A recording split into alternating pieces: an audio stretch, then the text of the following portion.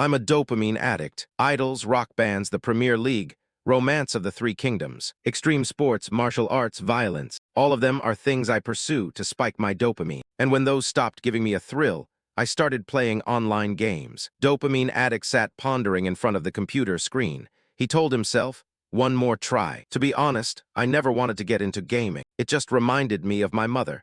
She never answered the phone while she was gaming. But once I tried it, I was hooked, seeking even stronger thrills. I ended up mastering all kinds of post-apocalyptic survival games. But the game that gave me the ultimate rush was Apocalypse Safe Zone. Here's the setting. A meteor collision plunged Earth into an ice age, and most of humanity was wiped out. But after a long time, a relatively warmer thaw arrived. The survivors built safe zones to cling to life. At least that's the storyline. There are 9 safe zones in total named: candy, cola, cigarette, beer, chicken, cocaine, knife, love, and unicorn. Players can choose their starting area from 8 zones, with knife lock. Once you pick a starting zone, you begin the game there as a 10-year-old child. If you survive the early phase, you must prepare for doomsday until you turn 20. Because the moment you turn 20, the second cataclysm begins. You can call this preparatory and development period, stage 1 of the game. But the game only gets really interesting after that. What I'm talking about now is survival. Once the second cataclysm officially begins, you must fight to survive against other zones. That's when you realize why your starting zone matters. The tougher your starting zone, the higher the stats you can gain. On top of that, those from the locked zone, knife, are absolute psychopaths. If they spot a survivor from a lower difficulty zone, they'll try to kill them on sight. So you have to choose your starting zone carefully. But for me, those crazy elements since the first time I played Apocalypse Safe Zone. Look at these guys, they're what kept me hooked all this time. But even that ends today. Dopamine addict's hand curled into a fist. Finally, I saw the endings of every safe zone. I beat them all, even the hidden knife zone. Dopamine addict slowly took off his headphones, checking his phone as he told himself, time to start that work. On the site was a headline: Dopamine Addict's Guide to Starting in the Hidden Knife Safe Zone. He writes guides because he wants as many people as possible to experience the game, so he regularly posts tutorials on the community forum. You could call it a little hobby of his. His phone quickly buzzed with notifications. Dopamine Addict looked and mentally assessed. As expected, the account Home Protector was the first commenter. Dopamine Addict frowned as he read, he leaves a lot of comments. Home Protector, but people from that zone kill everyone, even women and children. Can you really start there? Room Corner Hubby, instead of asking stupid questions, read the guide. Dopamine Addict thought to himself, I usually delete malicious comments immediately, but I'll ignore this one just this once. T-bastard, but how do you unlock the hidden zone, Dopamine SDX? Simple, you just need to get all the starting endings of the other zones. Easier said than done. Damn. I'm pretty sure I've already been posting starting guides for all the other zones. Room Corner Hubby, do you really think people will follow those guides? This guy's nuts. Dopamine Addict read the comment thoughtfully, then jumped when he saw, Dopamine Addict, you are blocked. That message made Dopamine Addict shout out. What the hell? This bastard actually blocked me. He kept scrolling and read other comments. Is my guide really that bad? At least this person is thanking me. Thanks for the great guides as always, bro. I'm sure my guides will help someone. Anyway, I'm finally done with this game. Walking the night streets, Dopamine Addict wondered to himself, what should I do now? My dopamine levels have already started dropping. I need to find a new thrill, but where now? While lost in thought, Dopamine Addict spotted something. He was drawn to the light. Is there a convenience store here? Night was falling. Items for sale inside included candy and cigarettes, beer, chicken, a kitchen knife, and even a unicorn. This place was just like a safe zone. Did they have a promotional tie-in with some convenience store? Dopamine Addict scanned the place and thought, no way, this game doesn't even have a Korean version, so a tie-in is impossible. Most likely the shop owner is a hardcore fan of Apocalypse Safe Zone who stocked all these weird items. Still, trying to run a business off this stuff is crazy. Maybe I should promote them for free a bit. With that thought, he quickly made a post about the shop. Home Protector, where is this place? DM me the address. Dopamine Addict sent it. At that moment, Dopamine Addict was drawn by the voice across from him. You taking this bottle of cola? He was briefly surprised, but quickly replied, yes, that's right. But inside, Dopamine Addict thought, wait, is he mocking me for taking so many photos when I'm only buying 1 bottle of cola? Suddenly, Dopamine Addict noticed something wrong. This bottle of cola didn't seem to have a barcode. He lifted the soda to inspect it, while the other person raised a weapon to strike down. A heavy impact sounded along with the remark, An excellent choice indeed. Dopamine addict's body went limp and fell to the ground. The space gradually shifted. Dopamine addict awoke with a completely different appearance. He sprang up, looked around, and heard someone shout, "What the hell is this?" It seemed I'd just been given a whole new source of dopamine, and it came with a bastard swearing too. Before the protagonist could recover, another shout rang out nearby. Did I really transmigrate into that trash game apocalypse safe zone? A conversation was unfolding. So you also chose cola at that convenience store, and your account name is Room Corner Hubby. Dopamine addict eyed the other and continued, "That rude keyboard rager?" Room Corner Hubby sounded a bit surprised. Rude. However, Dopamine addict didn't see anything wrong. So what? A social weirdo. Room Corner Hubby simply explained. Everyone curses like that online these days. What about you? What's your account name? The question made him pause. Me. To be honest, I never expected I'd be transmigrated with someone I blocked. Besides, that would just lead to an awkward situation. I can't tell him I'm dopamine addict, so I have no other choice. I'll just borrow a name for now. A corner of his mouth ticked into a smile as he replied, "I'm T-Bastard." The two walked and talked. "So you also got the shipping address from Home Protector?" Dopamine addict nodded. "Yeah." After discussing it, Room Corner Hubby grew more and more anxious. Why did this happen to me?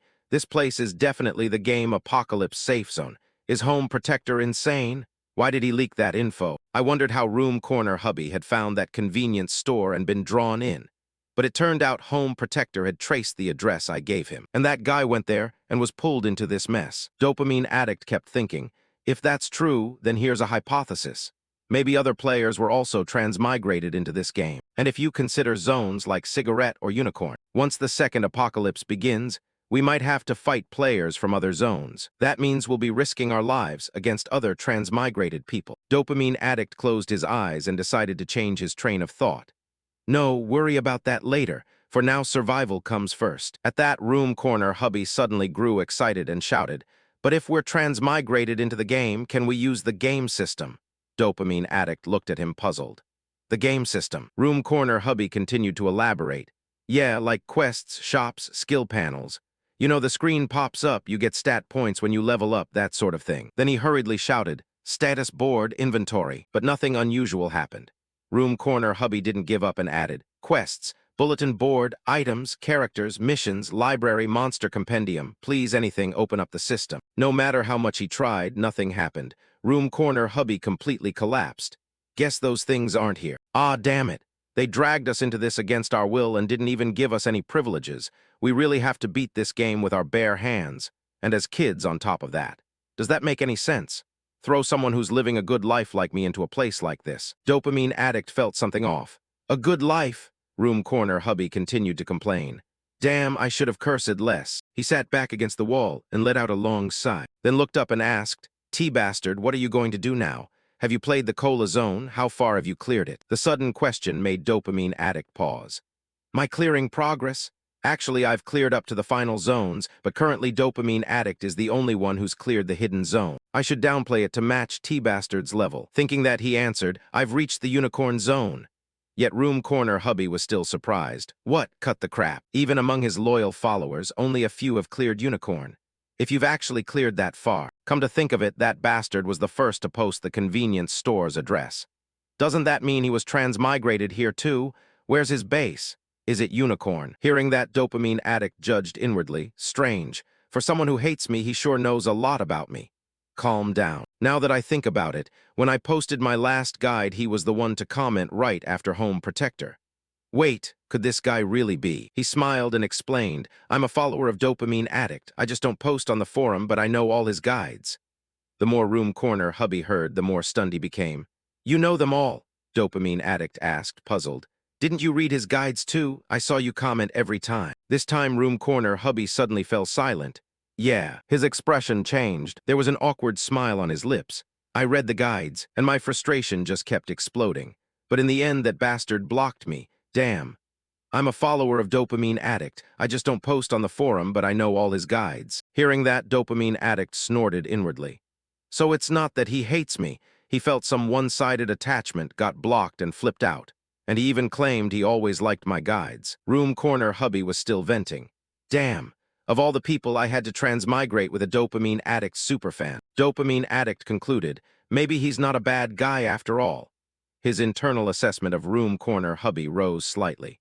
He's a decent citizen who always likes my guides. Anyway, you just asked what we're going to do now, right? Dopamine addict smiled and muttered, "From now on, I'll become an illegitimate child." The illegitimate child strategy was one of the tactics I posted on the forum. The Kola Zone is in a snowy region at the continent's edge, ruled and guarded by a military faction. The absolute ruler and commander of that faction is Hayden Goodman. The illegitimate child strategy is to become his bastard son and heir. Hearing that, room corner hubby couldn't help but worry.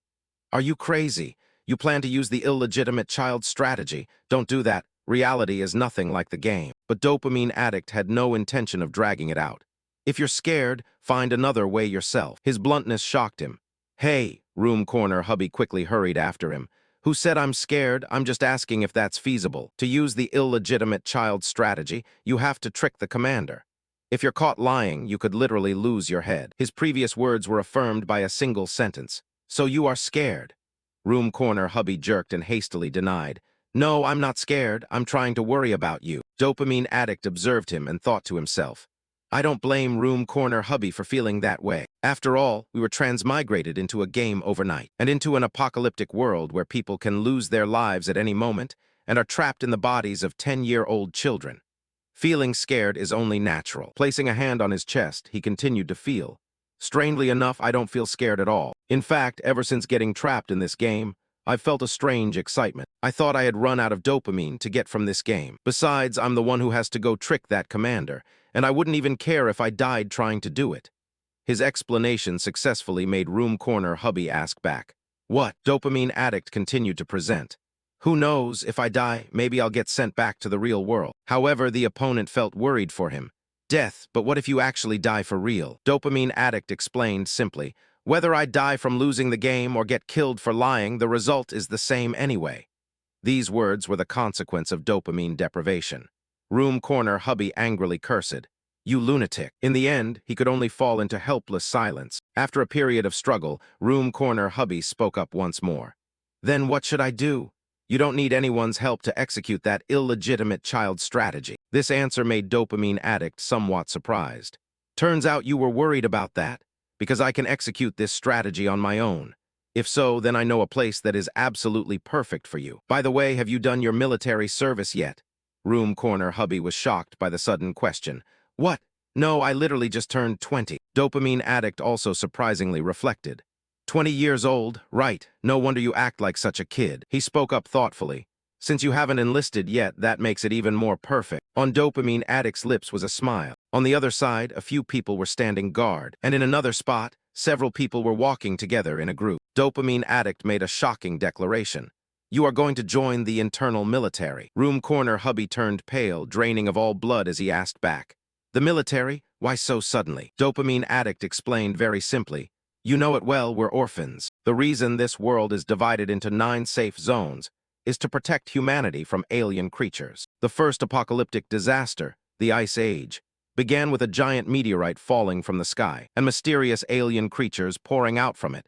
That is the history of this world. That is also why the unicorn area flew up into the sky and the beer area sank underwater. Except for those 2 areas, all other areas must regularly eradicate alien creatures. Inside his mind, he was calculating. If we enlist right now, we will definitely get dragged into a punitive war. When that happens, a notification window will pop up. The punitive war event has been activated.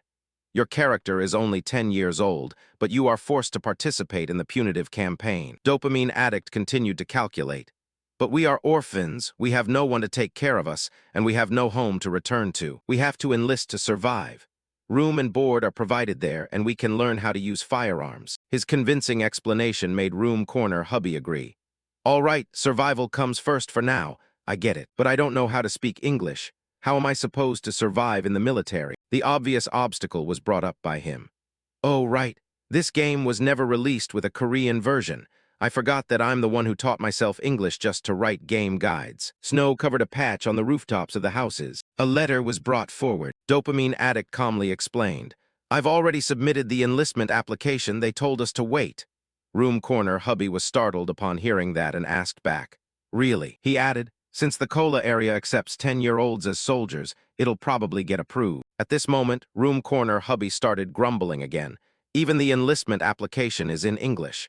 Did they transmigrate us into a game without even bothering to install a Korean patch?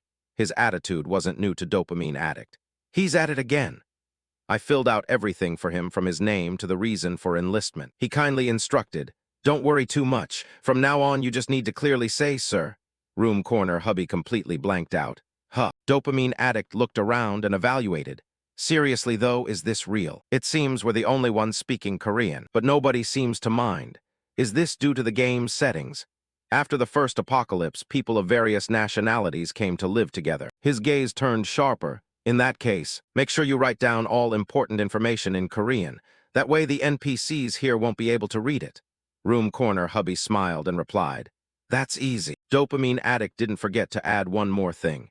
"And one more thing, once you enlist, we can't stick together for a while. When Commander Hayden recognizes me as his successor, I'll call you." This time Room corner hubby showed clear confusion. "What?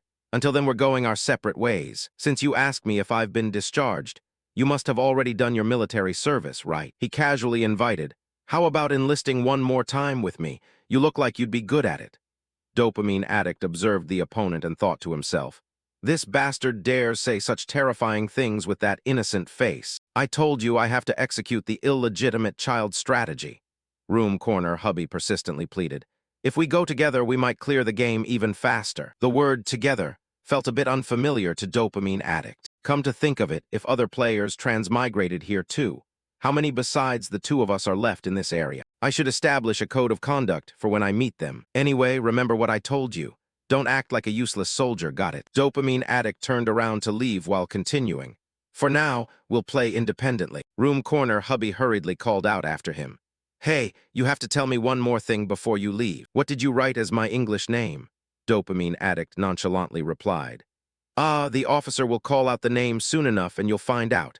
I just wrote it that way to make it easy to understand." Meanwhile, an officer was holding his application form and muttering, "What a weird name." That name was none of other than Daring Outsider. Dopamine Addict remarked after some time had passed, "All right, looks like Room corner hubby's enlistment application went through smoothly." He refocused on his task. Now it's time to find the grave of Luna Moon, the grave of that poor woman, the one buried with the token of the illegitimate child. To mention further, in the game, Commander Hayden originally came from another region. Before joining the Kola military, he almost lost his life, but was miraculously saved by a soldier. The name of that soldier was Luna Moon. Later, after joining the Kola military, Hayden became Luna Moon's lover, and they even had a child. But a cold declaration was made. "If you marry my daughter, you will inherit everything I have." What happened afterward went against everyone's expectations. Hayden married the daughter of the previous commander. He promised that once he became commander, he would bring Luna Moon and their child back. But he was never able to keep that promise. The reason for that was because Luna Moon had suddenly disappeared. Dopamine Addict's eyes widened in surprise. He hurriedly hid behind a boulder as soon as someone appeared. "Are those rats?" Dopamine Addict looked around and calculated. "That was a close call. I almost messed things up. I need to be careful. It'll be a huge hassle if I get caught." Even while I was playing through the Kola area, the commander was still frantically searching for Luna Moon and the child everywhere. Dopamine Addict cautiously peeked out from behind the boulder. His gaze grew sorrowful. In front of him was a grave, oblivious to the fact that Luna Moon had already passed away. Approaching closer, he thought to himself, "I feel a bit guilty disturbing a grave, but I have no other choice." A notification window popped up because the crucial item for the illegitimate child strategy was inside. Dopamine Addict's hand paused as he sensed something. He scraped up a handful of dirt and evaluated. "The soil is very loose, don't tell me." Dopamine Addict felt a bit surprised. Another player has already been here. In the past, an epidemic swept through the slums where Luna Moon lived. Everyone who was healthy ran away. But as a military medic, she stayed behind alone to take care of the sick. But before long, she was also infected, and the surviving patients built this grave for her. A bone-chilling blizzard blew across the mountainside. Dopamine Addict thought while frantically digging. She was a pretty decent character among everyone. The safe house she found after parting ways with Hayden ended up being struck by an epidemic. Such a tragedy. Finished, he used a shovel to pry open the coffin lid in front of him. "But I guess this works to my advantage. Because of the epidemic, people barely visit here anymore. This place is so secluded that even Hayden can't find it." The moment the lid opened, he was slightly startled. "The coffin is already open. Just as I thought, inside was a skeleton with an empty neck. The commander's token had vanished. Dopamine Addict suddenly recalled Hayden's request. The preparatory strategy for the illegitimate child storyline begins like this. Retrieve Commander Hayden's token from Luna Moon's grave, then bring it to him. To be recognized as the commander's illegitimate child, you need the token he gave to Luna Moon.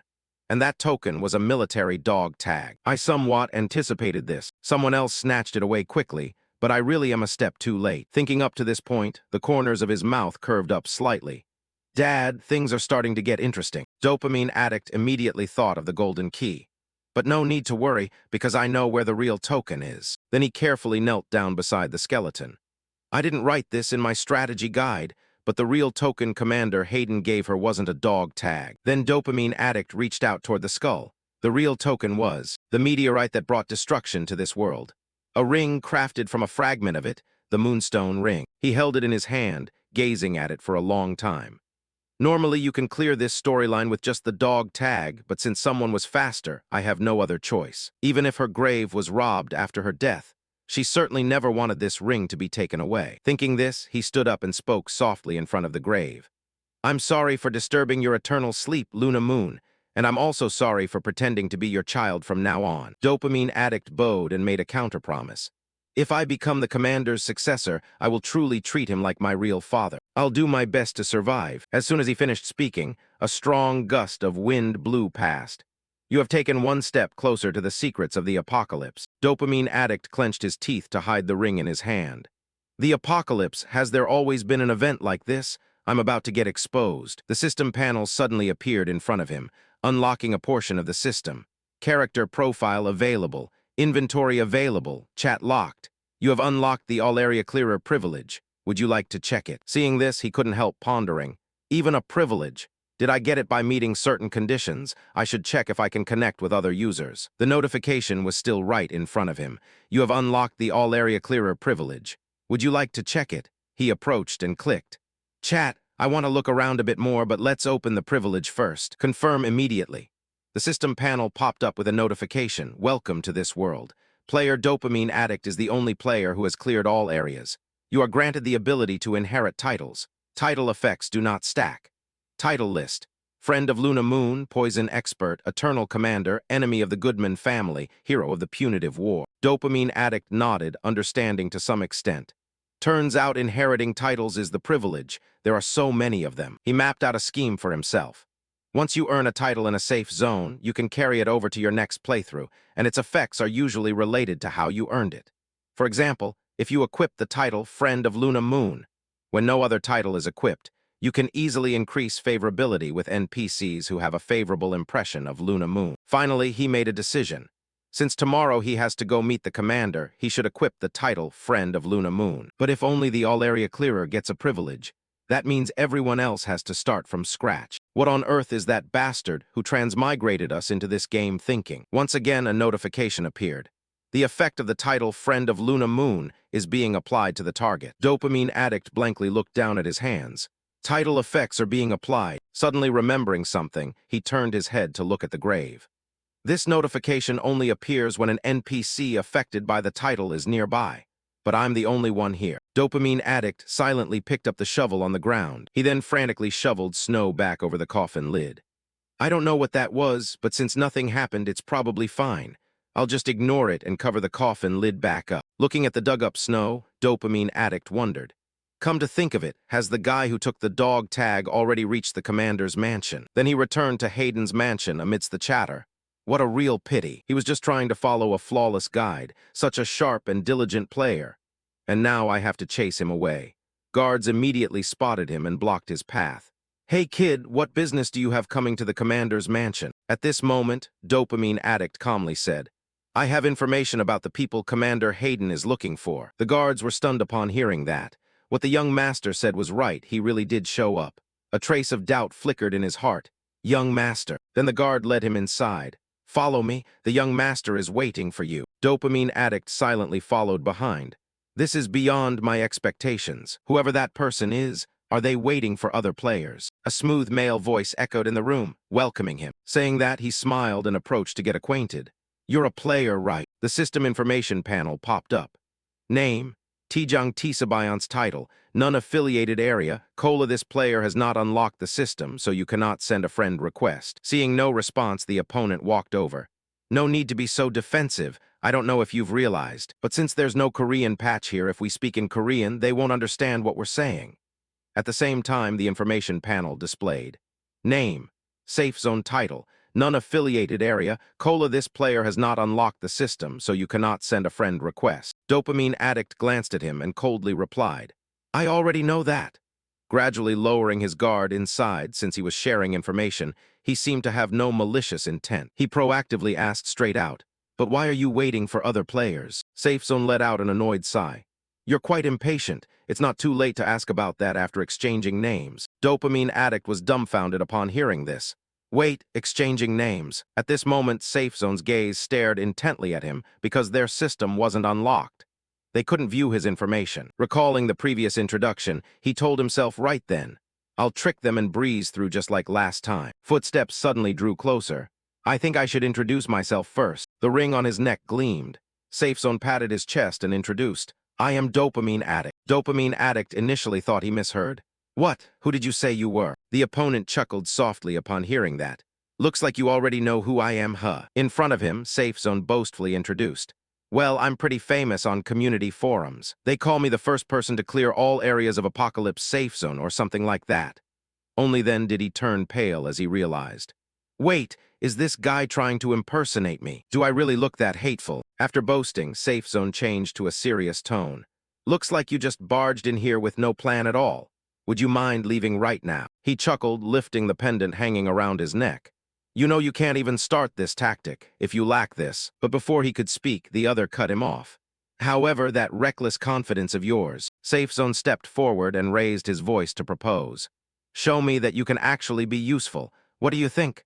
Why don't you work under me just like this kid here? Saying this, he gestured toward the person beside him. Dopamine Addict's eyes widened. I see. Thinking of himself lying collapsed amidst the snowstorm.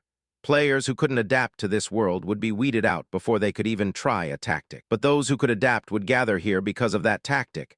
Safe Zone was looking for pawns. To become Commander Hayden's successor later on, he would need capable assistance in many aspects. He spoke with apparent sincerity. I'll vouch for you to him that you're his son.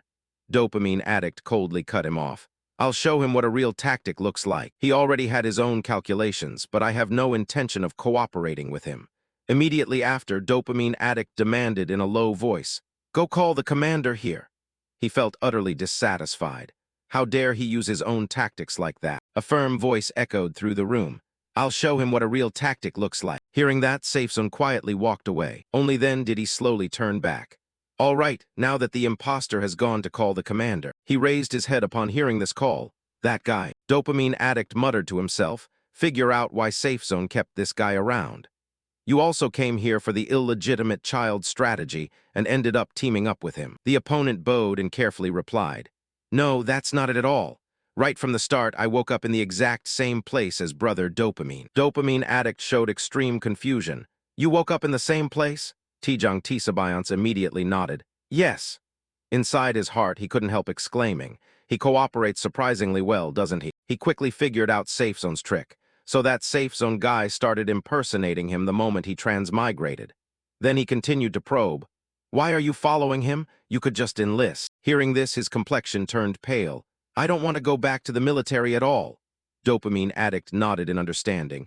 Ah, so you're a veteran. He thought of the opponent's bulky build when standing next to Safe Zone. He looked gentle, but his physique was very muscular.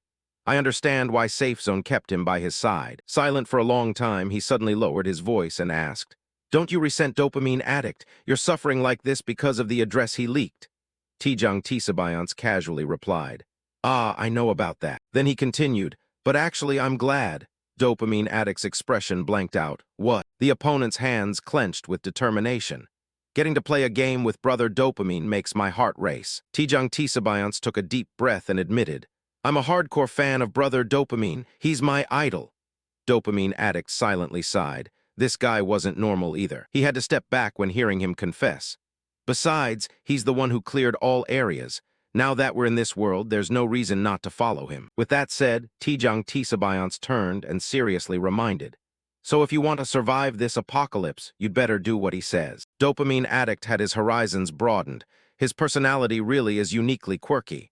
All right, he continued, let me ask you one more thing. Standing in front of Tijang Tisabayance, he asked bluntly, so you're an absolute supporter of Dopamine Addict? He looked slightly dazed but still answered, yes, of course. Hearing that, he let out a sigh of relief. Good, he made a request. Before Tijang Tisabayance could finish his sentence, the door swung open. Huh, what do you mean? From outside, Commander Hayden stepped in. Is there an acquaintance of yours here? The system appeared along with a notification. The effect of the title Friend of Luna Moon has been applied to the target. He was startled and turned toward the commander. Then it explained again, because you possess Luna Moon's ring, the effect is doubled. Dopamine Addict was briefly dazed at the passing figure. Huh, the effect is doubled. Hayden suddenly bent down low in front of him. You look exactly like her. Looking at the man's face, he thought to himself, isn't this more than just a simple boost in favorability? Does it actually make me look like Luna Moon? Safe Zone in the distance perplexedly walked over. What on earth is this atmosphere? Then he loudly said, hey, didn't you say you had proof for my father? Dopamine Addict felt inwardly annoyed, such a booming voice. Then he slowly pulled out an item. Commander, please look at this. In his scratched palm lay a small ring. This is my mother's keepsake. Hayden's expression blanked out for a moment. Safe Zone gritted his teeth in anxiety. What is that old ring about? At this moment, he finally spoke up. What on earth does this mean? Dopamine Addict suddenly felt a chill run through him. What? Hayden abruptly stood up. You dare claim to be my son, huh? He glared toward him. Yet the ring of the person he loved most was resting in someone else's hands. Safe Zone's complexion turned pale. Where on earth did a ring suddenly pop out from? Wasn't the evidence supposed to be the dog tag? He stammered and blamed. No, that ring is mine. He stole it from me. The words that followed made Safe Zone terrified into silence. I advise you to shut your mouth. Hayden coldly turned his back and walked away. If you dare try to deceive me again, I won't spare you, even if you're a child. Understood. Tijang Tisabayance's voice couldn't help trembling. This shouldn't be happening. The strategy guide clearly said it was a dog tag. Tijang Tisabayance choked out. Brother. At this moment, Safe Zone felt as if struck by lightning. He looked at him and hesitatingly asked, wait, who are you? Seeing no response, he shouted loudly, who on earth are you? He coldly cut him off. Who do you think I am? Safe Zone's face instantly turned pale. Could it be? At the same time, a system notification rang out. Player Safe Zone has failed the strategy. Following the system alert, he collapsed in shock as the failing player was being eliminated. Right after, a series of other notifications appeared. Ownership of items is being transferred to Dopamine Addict. Inventory.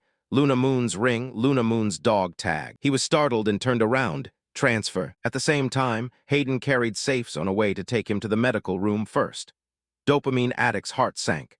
There was only one scenario where another player's items get transferred within a safe zone, and that was when a PK kill succeeds. He lowered his head and let out a sigh. Does failing a strategy mean death? Dopamine Addict's mind kept pondering, though not certain maybe death would send him back to reality. From behind came the call once more. Brother. Safe Zone hugged the wall and cried. Why did he suddenly? Dopamine Addict, standing behind, abruptly cut in. Calm down. Pausing for a moment, he continued. Because that guy wasn't your brother. Tijang Tisabayance turned his head with a darkened face. What? Dopamine Addict turned away and let out a sigh. You claim to be my fan. Saying this, he smiled and turned back. And yet you didn't recognize me? I am the real Dopamine Addict. Tijang Tisabayance was frightened out of his wits. You're really the boss? He nodded slowly and said, you haven't unlocked your system yet, so you wouldn't know, but I can see the information of other players. Saying this, Dopamine Addict read out a name, Tijang Tisabayance. He looked at him and softly said, no way I'm failing the plan right from this moment. Long after recovering his senses, Tijang Tisabayance excitedly said, I'm so sorry, boss. I knew something felt off. There's no way Boss Dopamine would fail his plan this early. I almost got fooled by that tone. He kept trying to prove. I knew right away you were the real Boss Dopamine. Dopamine Addict felt somewhat angry hearing that. You actually believed that tone? Keep it down, I don't want to reveal my identity just yet. Then he let out a sigh and reminded, not every player will be friendly to me. From now on, just call me Hyman. Tijang Tisabayance looked blank for a moment before quickly answering. The commander's son? Yes, boss, I understand. Dopamine Addict looked quite satisfied and praised. Good, if you cooperate, I'll help you survive in this area. He nodded repeatedly. I'll do my best. Then he coldly turned away. Of course he wasn't going to get drafted into the army. He thought to himself, this guy is really easy to deal with. At this moment, Dopamine Addict reviewed his memories. The difficulty of the cola area was still relatively low, but inside the body of this 10-year-old child, what he could do was also limited. And considering players in other regions, it's best to gather as many allies as possible. Thinking up to this point, his hand brushed against the item in his pocket. His hand gently fondled the ring tied to a new quest. Secrets of the Apocalypse, objects hidden behind familiar items. Every region has a meteorite item. I've known this since playing the game, but this was the first time a notification about the apocalypse appeared. And right after that, the system was unlocked. Items will keep piling up one after another. That means the more meteorite items I collect from other regions, the closer I'll get to the secrets of the apocalypse. Finishing his deduction left Dopamine Addict feeling gloomy. I thought stopping the apocalypse would be enough, but now I have to uncover its secrets too. It seems reality is truly vastly different from the game. When the commander returns, tell him that Safe Zone deceived you. Seeing that, he summed up the situation. Since you went with the fake son, he will definitely suspect you.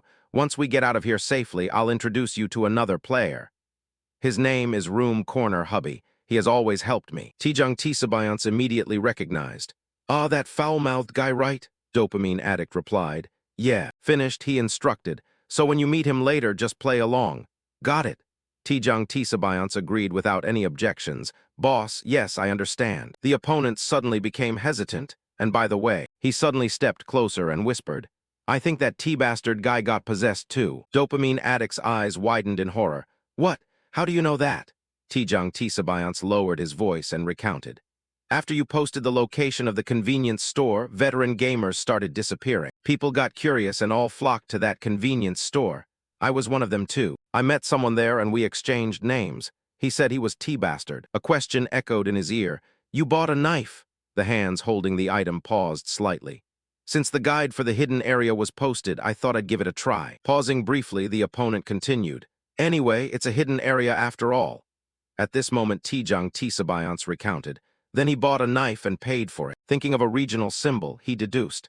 Then that means his starting area is the knife area. In Dopamine Addict's heart arose a premonition. He had fallen into the worst place possible. Don't blame me. I only gave the convenience store location to Home Protector. Then he suddenly remembered. But wait, you saw T-bastard get hit on the head and he still got possessed. He looked blankly. What? Hit on the head? Staying silent for a moment, he recounted. The clerk hit me on the head with the barcode scanner. I got possessed on my way out of the convenience store. Dopamine Addict couldn't help asking. You didn't get hit, he casually answered. No. Recalling the circumstances back then made him curse the heavens. Then why did that bastard hit me on the head? Then Dopamine Addict calmed himself down. That doesn't matter anymore, let it go. He took a deep breath and instructed. Anyway, remember what I told you. If my father asks, make sure to say you were tricked. Tijung Tisabayance obediently obeyed. Yes, I understand. The door behind them abruptly opened. At that exact moment, a young man walked in and said, Black hair, the commander is calling for you. Dopamine Addict instantly sparked an idea. The plan is right in front of me now. Then he softly replied, Yes, I'll be right out. At this time, Hayden was waiting in the dining room. Dopamine Addict walked over, unable to help marveling. The title's effect must truly be astonishing. Seeing that, the man took the initiative to speak. Kept you waiting. I had your friend sent back to his room because he wasn't feeling well. He was somewhat surprised, thinking, I didn't expect him to invite me to dine right away. Thinking of the years spent searching, he lowered his voice and asked, Hayden, I spent years searching for you and Luna Moon, but I never found the two of you. Where on earth have you been all this time? Dopamine Addict sat at the table and honestly answered, Behind the slums, my mother is there. He looked incredulous. Luna Moon is in the slums. He immediately confirmed, Yes, to be more precise. That's where my mother's grave is. The words that followed left Hayden stunned. The hand on the dining table clenched tightly. So she has already passed away. Very quickly, he adjusted his emotions. Since I didn't keep my promise and caused you to lose your mother, I want to make up for all these past years. I will choose you as my successor and leave everything to you. His entire body froze. The dialogue that appears when you succeed in the illegitimate child plan. The system panel instantly popped up with a notification. Plan successful. Thanks to successfully completing the illegitimate child plan. The 3-reward plan is now ready. Please choose your rewards carefully. 3 rewards? Dopamine Addict began to calculate. But the illegitimate child plan was just the starting point. To climb to the position of commander of the Cola region, I must succeed in this three-reward plan at all costs. Because depending on what I ask as a reward, the commander will decide whether to choose me as his successor or not. Seeing him remain silent, the man gently said, "So tell me what you want." In Dopamine Addict's mind, he had already figured it out. Of course, the first reward I should ask for was decided beforehand. Outwardly, he hesitatingly proposed, "What I want is for the commander to frequently visit my mother's grave." He had imagined the future where the more frequently the commander visits Luna Moon's grave, the more people will realize how much he cares about him.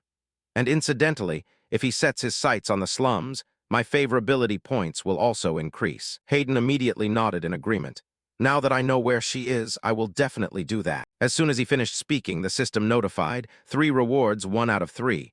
Dopamine Addict felt quite saddened. Now only 2 rewards are left. Hayden immediately noticed the scratches on his hands. He didn't dare look and turned away. First, we should eat. Dopamine Addict was stunned for a moment. Potatoes, corn bread, and salad, and even real meat instead of monster byproducts. Looking closely, these are extremely hard-to-find items. Hayden ahead looked apologetic. "I prepared in a hurry so there isn't much, but please eat freely," he immediately explained. "No, this is more than enough." In Dopamine Addict's heart, he had strong faith because Tijang Tisabionce's matter seemed to be going smoothly. Thinking this, he opened his mouth, preparing to take a bite of bread. "Relax and eat up." Dopamine Addict then bit into empty air. He was startled and searched around. "The food is gone. I hadn't even eaten yet. Why is that?" A large hand slammed heavily onto the table. Hayden opened his eyes wide and stared straight ahead. Right now, Dopamine Addict's hands began to tremble slightly. "Did I get exposed?" Hayden stepped forward and grabbed his wrist. "I knew it. I wasn't seeing things." He intently looked at the palm. My injuries had disappeared. Dopamine Addict himself was also startled. The injuries are gone. Thinking of this, his gaze suddenly darkened. He remembered his previous and current condition. Wait, it really is gone. At this moment, Dopamine Addict recalled the chain of events. Come to think of it, the food had suddenly vanished earlier, just like when you eat something in the game, and it gets absorbed into your body instantly. Then this injury could also be. He remembered being in the neighborhood. Thinking back, everything had been strange right from the start. Ever since I possessed this body, I haven't felt hungry even once. A body that never feels hungry. Cornbread. A system where eating food restores your HP. The game's mechanics are being directly applied to reality. This means I don't have to worry about daily eating anymore. And even if I get injured, I can quickly heal myself. Thinking this, the corners of his mouth curved up because it wasn't mentioned in the all-area clearer privilege description. It is definitely a common privilege for all possessed players. In Dopamine Addict's mind, he told himself, "Later I'll have to test the limits of this healing ability. Anyway, how should I explain this to the commander?" Then he hesitatingly said, "Commander, actually I—" The man immediately cut him off. "You don't need to say anything." Hayden spoke up a moment later. "She used to have healing abilities as well. Over the years, countless people have come to me, claiming to be my biological children." His hand clenched tightly. Naturally, all of them were lying. "Thank you so much for coming to find me." The two of them sat in silence like that for a long time. Dopamine Addict lowered his head and murmured softly, "How strange." He silently pondered. As far as he knew, there were no NPCs with healing abilities. Furthermore, Luna Moon was just a game character. He wondered if she used to be a player as well. Then Dopamine Addict still let out a sigh. "Good thing my identity wasn't exposed, but now I have even more things to investigate." Why the Moonstone Ring? The token of their romance appeared here, holding the secrets of the apocalypse, and whether Luna Moon truly possessed healing abilities or not. I really want to ask the commander directly, but doing so might raise suspicion. First, I need to solidify my position. Remaining silent for a long time, Dopamine Addict finally spoke. "Ah, Commander." He finally spoke in a small voice. "I have a request to ask." Hayden nodded in agreement. "Go ahead." Then he clearly proposed. "I want to have a meal with children my age every month." A notification immediately appeared. 3 rewards 2-3. Hayden thought for a long time without understanding. Have a meal with other children? Why would you want that? Dopamine Addict remembered the poor children by the cliffside. Out there, many children were suffering from hunger and cold. I was fortunate enough to have a meal like this, so I want to help them in any way I can. In his heart, he had a different calculation. Of course, that was just an excuse to cover things up. In this world, only players can absorb food. That means through a single meal, he could easily distinguish who is a player and who is an NPC. Dopamine Addict put forward a hypothesis. If he met Tijang Tisabionce or Room Corner Hubby at the dining table, then managing them would be much easier. Furthermore, he could also gain the trust of children his age. the ones he'll work with in the future. Killing 3 birds with 1 stone. Of course, that's assuming he accepts my request. He himself understood money and raw materials currently. I understand the commander's hesitation. From his perspective, my request could be interpreted politically as a form of welfare. But this request wasn't impossible either. He already had a backup plan for times like this. Making him feel guilty is the best way. Immediately after, he continued, if it's too costly. Dopamine Addict was very confident in this plan. His face turned sorrowful. I'm fine with just drinking water. When I was outside, there was nothing to eat. I always had to eat snow, because it won't cost anything anyway. These words made Hayden feel remorseful. Can you at least consider it once for me, Father? Saying this, Dopamine Addict turned and softly called out, Father. Hayden's face instantly stiffened. Right after that, a decision was made. I will arrange a gathering at the beginning of next month. The system instantly appeared. 3 rewards 2-3. By evening, the hallway was lit with candlelight. Hayden stood by the bed and softly said, sleep well. Dopamine Addict vaguely replied to the opponent, good night, Commander. Hearing that, the man's expression briefly went blank. Under the night moonlight, Hayden admitted, Hayden, I'm sure you have a lot of questions. Why did I marry another woman while I loved your mother? Why, as the commander, couldn't I protect her? He reached out to gently stroke his hair. I'd love to tell you everything, but at your age, it might be very hard to understand. His gaze was filled with tenderness. So when the time comes, I will tell you everything I know, and when that time comes, you can also tell me what you know. Dopamine Addict maintained that cold expression. Yes, Hayden nodded in satisfaction. Good, that's enough for now. Then he slowly turned around. Oh, and Hayden's back clearly showed a sense of grievance. I told you can call me Dad. Dopamine Addict said nothing and pondered silently. Calling him Dad really works. He tiredly rubbed his hair. It would take a while before he genuinely considered him a dad. But he should make use of it whenever necessary, because he'll need him as his backing later on. Suddenly, the system popped up. With 2 or more players unlocking the system, the chat channel has been activated. He started and sat bolt upright. The chat channel has been activated. Another player just unlocked the system. A prompt appeared on the panel. Would you like to enter the public chat room? Private chat is only available between players who have added each other as friends. He told himself, let's see if meteorite items are really the condition to unlock the system. Thinking of this, Dopamine Addict immediately clicked. 2 notifications rang out one after another. Dopamine Addict has entered the chat room. Was the second player to unlock the system T-Bastard. His complexion noticeably turned pale. If Tijang T-Sabayance was right, T-Bastard is currently in this area, and the meteorite items in that region are definitely essential for the strategy to massacre the area's residents. Right, the knife area, the lair of deranged psychopaths, where brutal murderers roam everywhere. Sharp blades pierce straight through glass, and the weak can only helplessly be hunted down. Because of that, the strategy to clear it is equally brutal. That is to annihilate all residents there, area resident massacre. A total massacre. Dopamine Addict thoughtfully looked at the system panel. Sounds like an impossible mission, but there's still a way. Just use the knife area's meteorite item, the dagger. With that dagger, even a child can take down someone with a single blow. Of course, that doesn't mean clearing it will be easy. I barely succeeded after dying countless times. But T-Bastard not only survived that place, he even unlocked the system. Seeing the notification entering the public chat room, the corners of his mouth curved up. T-Bastard, he's definitely no ordinary guy. So what should I ask first? Did he unlock the system by getting a meteorite item like me, or ask how far his progress has reached? After a long silence, the system notification rang out. T-Bastard, are you the Dopamine Addict I know? Dopamine Addict, yeah, it's me. He immediately focused and waited. First, calm down. A message came through, leaving Dopamine Addict stunned. T-Bastard, Dopamine Addict, I'm going to find you and kill you. Early the next morning was a beautiful morning. The brown-haired young man opened the door and stepped in. Young Master Hayden, please wake up. The director is looking for you. At this moment, Dopamine Addict was standing by the window preparing. Then he coldly turned around. Where should I go? When he received the message, he had hurriedly replied, Dopamine Addict, I'm not the one who dragged you here. We're in the same boat and I want to help you. Now he recalled, last night he did his best to soothe T-Bastard's anger. Anyway, it's undeniable that T-Bastard is capable, and I need him to get the knife area's meteorite item. Then he continued to text, Dopamine Addict, I'll give you some useful info. Dopamine Addict, players actually don't need to eat. Dopamine Addict, players can heal their own wounds. The opponent finally replied, T-Bastard, that is indeed useful info. Inside Dopamine Addict's mind, he gnashed his teeth.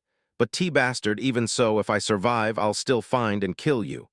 Dopamine addict, I told you I didn't throw you into that area. His hatred runs deeper than I thought. Then he quickly thought, whatever. He must be going through absolute hell right now. Without the goal of killing me, he might not even survive. So he even encouraged him so he wouldn't die. Finally, Dopamine addict sent a challenge. Dopamine addict. I'm in the cola area. Make sure you survive and come here to kill me. Sunlight streamed down on the massive mansion. Dopamine addict walked slowly down the road, but there had been no response since then. He must be up to his neck in trouble. A voice sounded from ahead. Welcome. At the same time, the opponent turned back. Yesterday, I met someone claiming to be Hayden, and today I meet another. Dopamine addict blandly replied. Yeah, and? Inside, he couldn't help feeling annoyed.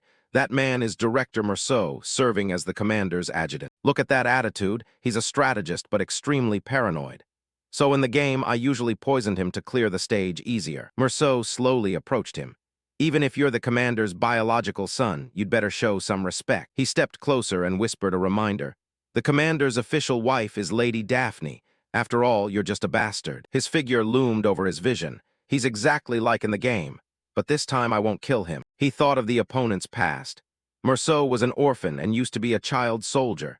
He might be a bit sensitive, but his exceptional talent earned him recognition. Yet he harbored a secret wish. A place where parents love their children and those children love their own. A warm, loving family passed down through generations. He wanted to build a family like that. And right at that moment, a woman appeared before him. That was Daphne Goodman, daughter of the former commander. Merceau was stunned for a moment. He used to think the reason his heart fluttered was because of her lineage. He only dared look at Daphne from afar. And he believed his foolish hope was just an illusory dream, because he didn't dare admit he had feelings for the commander's daughter. So he buried himself in work to hide his feelings and to protect the place where she lived. Then one day he suddenly appeared. A man named Hengman married Daphne and even inherited the commander's position. But after becoming the commander's adjutant, he learned the truth. In terms of, Daphne didn't have a shred of happiness. It was purely a marriage of convenience. At that moment his face darkened. Merceau rushed over to Hayden. Commander, if Lady Daphne were happy, I wouldn't interfere, but you don't love her. Commander. He couldn't help loudly questioning. I fully understand that you're an extremely capable man, which is why you hold this position. But I believe you should call off this marriage. Hayden maintained a cold attitude. Thanks for the compliment, but something's a bit odd. Then he looked toward the medal. Aren't you also an outstanding talent recognized by the military? Yet instead of aiming for the commander's seat, you're asking me to divorce my wife. The words that followed made Merceau pause. Listen to me, Merceau. Just as you said, Daphne and I don't love each other. Saying this, Hayden sighed. I am simply waiting for the day I am reunited with my family. Once I find my child and pass down this position, Daphne will also be set free. Merceau tightly frowned and asked back, What? Hayden continued. So let me ask you one thing. At this moment, he was the one who spoke those words. You love Daphne Goodman, right? The opponent spoke up a moment later. Sir? Inside, he realized the exact same question. Dopamine addict slowly narrowed his eyes, causing Merceau to step back. Just as you said, I might just be a bastard, but because of that, I think I understand what you want more than anyone else. Because I'm the same, all my life I've yearned for a real family. He himself had to admit Merceau is an outstanding talent, so this time I think I'll try a slightly different strategy. Then he softened his tone. I think I understand how you feel. He firmly believed, I will bring Merceau over to my side. Then Dopamine addict walked to the mansion's main entrance. He raised his head and asked himself, Am I acting too deeply by showing empathy? At that moment Merceau bowed to apologize. Please forgive my impudence. He took a deep breath, but his reaction wasn't too bad, so I can rest easy. The system panel suddenly popped up before his eyes. God has entered the public chat room. Dentis has entered the chat room. Sabib has entered the public chat room. Don Sir Gadio has entered the chat room. Belkey has entered the chat room. Dopamine addict's eyes widened in shock. I thought other players would unlock the system soon too, but all at once like this. If so, is that guy here too? Right after, a notification appeared. Bard has entered the public chat room. Dopamine addict's lips gradually curved up. The mastermind behind this mass possession. The guy T-bastard should truly resent. Home Protector, a message sent. Where is this place? Where am I? Someone send me a private message. Seeing that, the opponent replied. Home Protector, oh Dopamine addict, did you get possessed too? He thought of a name. Home Protector just connected to the system. The family protector immediately spoke up. Oh, dopamine addict, you got transmigrated here too. God immediately recognized an acquaintance. Dopamine addict, is that really you? I'm your hardcore fan. He blankly looked at the chat box popping up. What is this, a chat room? I thought only I got transmigrated. The family protector quickly pieced things out. So everyone went to the convenience store after seeing the address I posted. It's great to see everyone all together. He silently shook his head in helplessness. This guy really lives in the clouds. Once the second apocalypse begins, low-difficulty areas will easily get attacked. Building shelters will become extremely difficult. By then, players must leave low-difficulty areas to move to higher-level areas. But most players only think about surviving the present and hunkering down in easy areas, ultimately driving themselves onto the path of destruction. After calculating, he messaged the system. I'm currently in the Cola area. To understand the situation, I want to know what areas everyone is currently in. God was the first to answer. I'm in the love area. Right after, SAP Possible also spoke up. I'm in the beer area. I don't cry, it's cardio chimed in promptly. I'm in the chicken area. The addict hesitated for a moment before answering. I'm cocaine. Reading that answer, God couldn't help laughing out loud. Ha ha ha, did you actually buy cocaine at that convenience store? He scratched his head, looking innocent. I thought it was just flour. Seeing the answer pop up, he raised an eyebrow. Oh, T-Bastard's area is the knife area. God immediately repeated in surprise. Knife, isn't that the hidden area? I don't cry, it's cardio, promptly sent a short sentence. My condolences. The family protector also casually stated his location. I'm in the cigarette area. Hayden silently drew a conclusion. Just as I guessed from the way he talks, he indeed fell into an easy area. Thinking of his future plan, he thought to himself, don't die on me, family protector, because I still need to see you alive. At least I like his carefree attitude. T-Bastard must be suffering a lot. The knife area is no normal place. Remembering someone was missing, the family protector asked. By the way, where did the dentist get transmigrated to? Dentist read through the conversation and calmly replied. Do you guys actually believe those words? Why doesn't T-Bastard speak for himself? Why should I trust you guys to reveal my area? He quietly observed that reaction, unlike everyone else. This guy is paranoid to the extreme. Seeing the tense atmosphere, God explained, Dentist, didn't you know dopamine addict was the first to clear all areas? Don't miss the chance to get info from him. God continued guessing the opponent's identity. Did you just enter the safe zone recently? A newbie. He calmly analyzed the situation. Anyway, until the second apocalypse starts, we can't contact people in other areas. So saying where I am doesn't matter. But reacting like that, Dentist immediately looked confused. What is a safe zone? I'm a dentist. He quickly confirmed his guess. Definitely a complete newbie. The family protector couldn't hide his surprise. Dentist, you're a newbie? God immediately looked thrilled. Gosh, first time meeting a newbie. He also chimed in. Whoa, a real newbie.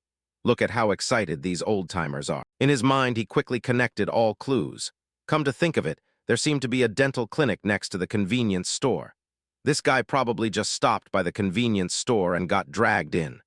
The remaining two areas are Candy and Unicorn, and ordinary people can't survive in Unicorn. So the dentist's area is definitely Candy. He still didn't understand what everyone was talking about. What is a newbie? Hearing that area, God nodded. Candy, luckily a fairly safe area to chat. The protector confirmed. He really is a newbie. He laughed at the previous question. You don't even know what a newbie is. After everyone exchanged words, he spoke again. Thanks for answering everyone, but I have one more thing to ask. God immediately asked curiously, what is it? The male lead stated what he suspected. Actually, I suspect the condition to unlock the system is obtaining a meteorite item. Does anyone here possess a meteorite item? God was the first to answer. Oh, I have a pair of earrings made from meteorite. The family protector also remembered. So that's why the system unlocked. I have a pistol made from meteorite. SAP Possible recalled an item he used. Yesterday, I also touched a submarine's energy source. I'm meteorite. I don't cry, it's cardio, also promptly replied. I also have a dumbbell made from meteorite. Dentist recalled earlier events and said, our team leader told me to touch a rock. That's probably meteorite. The addict wondered hearing that. Does unlocking the system have to do with meteorites? I don't have anything that could be called an item. Dopamine addict quietly synthesized the info gathered. Some people actually possessed meteorite items, while others merely touched or interacted with one. In other words, simply touching a meteorite unlocks the system. After a moment of thought, he continued asking, by the way, have you guys met other players? He answered first, other players, I haven't met anyone. God calmly recounted his situation. There are quite a few players where I am, but all of them chose to serve me. He quickly spoke up. The chicken area has quite a few too. We decided to cooperate. He answered honestly. This is my first time hearing about other players. SAP Possible sighed. The beer area used to have a few, but now it's just me. Dopamine Addict silently compared each story. In the chicken area and love area, there are still other players, yet only one unlocked the system. If so, perhaps besides touching, there's another condition to unlock the system. Why is the unicorn area the only one with no one unlocking the system? Have to slowly figure out their plans. Ending the conversation, he sighed softly. Looks like tonight's going to be sleepless again. Before leaving the chat room, Dopamine Addict left a message. I'm heading out. Message me if anything happens, I'll help. Several days passed, and the executive meeting was convened again. The room's atmosphere was quiet. Someone spoke up to question. Has the child of that deserter been found yet? Someone else angrily retorted. Deserter, calling a hero of the punitive war like that is going too far. The other coldly retorted. A hero isn't calling a woman who abandoned this place and ran away like that an understatement. He slammed the table in rebuttal. What did you say? You dare worship a woman who never set foot on the battlefield. What did you just say? A woman who never set foot on the battlefield. The argument quickly turned fierce. Anton angrily slammed his hand down on the table, shouting coldly, You old folks are losing your minds, daring to shout right in front of the Lord Commander. After the meeting room quieted down, Anton slowly continued. Naturally, I'm curious too. I wonder in your eyes, is that woman a deserter or a hero? Hayden smiled calmly. Perhaps my son will answer for me. He raised his hand in a gesture. Allow me to introduce. At that exact moment, system sounds kept ringing. The effect of the title Friend of Luna Moon is applied to the target. The effect of the title Friend of Luna Moon is applied to the target. The effect of the title Friend of Luna Moon is applied to the target. Hayden solemnly introduced, My son. Dopamine Addict silently observed the room. I prepared myself to be looked at with hostility, but they're all elite guards. Didn't expect the pressure to be this terrifying. More importantly, this move is brilliant, introducing me right in a meeting like this. This is the executive meeting room. Everyone here belongs to the leadership class of the Cola area. Half of the high-ranking officials belong to Daphne's faction, the other half to Hayden's faction. Therefore, if I admit Luna Moon is a deserter, I'll lose the trust of Hayden's faction. But if I call her a hero, Daphne's faction won't be happy either. Yet Luna Moon isn't the focal point. To counter power, you must use power in response. He calmly looked around the room and spoke up. Whether you all view my mother as a deserter or a hero, he decisively continued. Isn't the most important thing the fact that the Lord Commander is my father? The objector immediately sneered mockingly. A bastard with an unknown background dares to open his mouth. What are you still standing there for? Arrest this kid right now. As soon as he finished speaking, blood suddenly began to ooze all over his body. Merceau immediately asked, Young Master Hayden, are you all right? He calmly explained his actions. I was afraid you'd get hurt, so I struck preemptively. The male lead quietly turned to look at Merceau, standing motionlessly. He looked down at his clothes and awkwardly replied, Ah, yes, but what should I do now?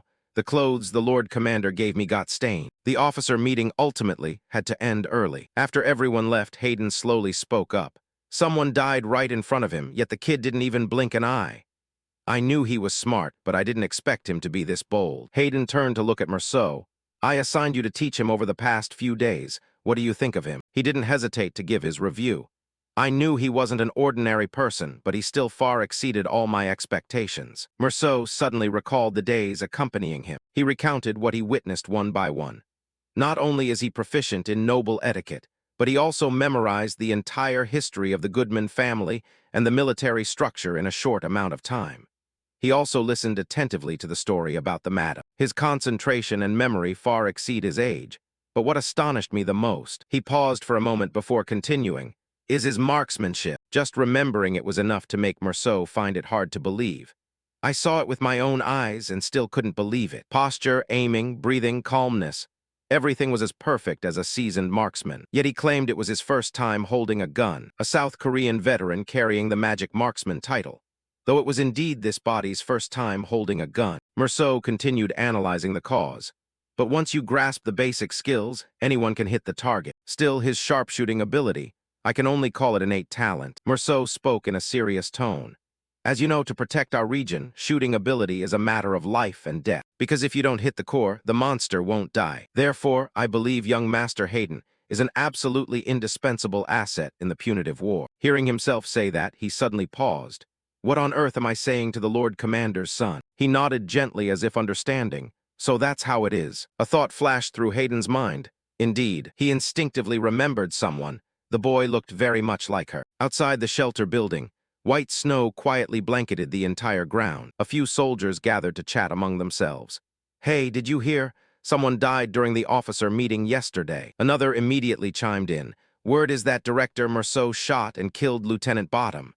The remaining soldier wide-eyed in shock. What? A coup? Won't the punishment for that be severe? The first hurriedly shook his head to explain. No, they say Lieutenant Boss T. Whatever crossed the line with Hayden first. Hearing that, the other nodded in response. Really? Then that's completely different. A soldier suddenly remembered something else.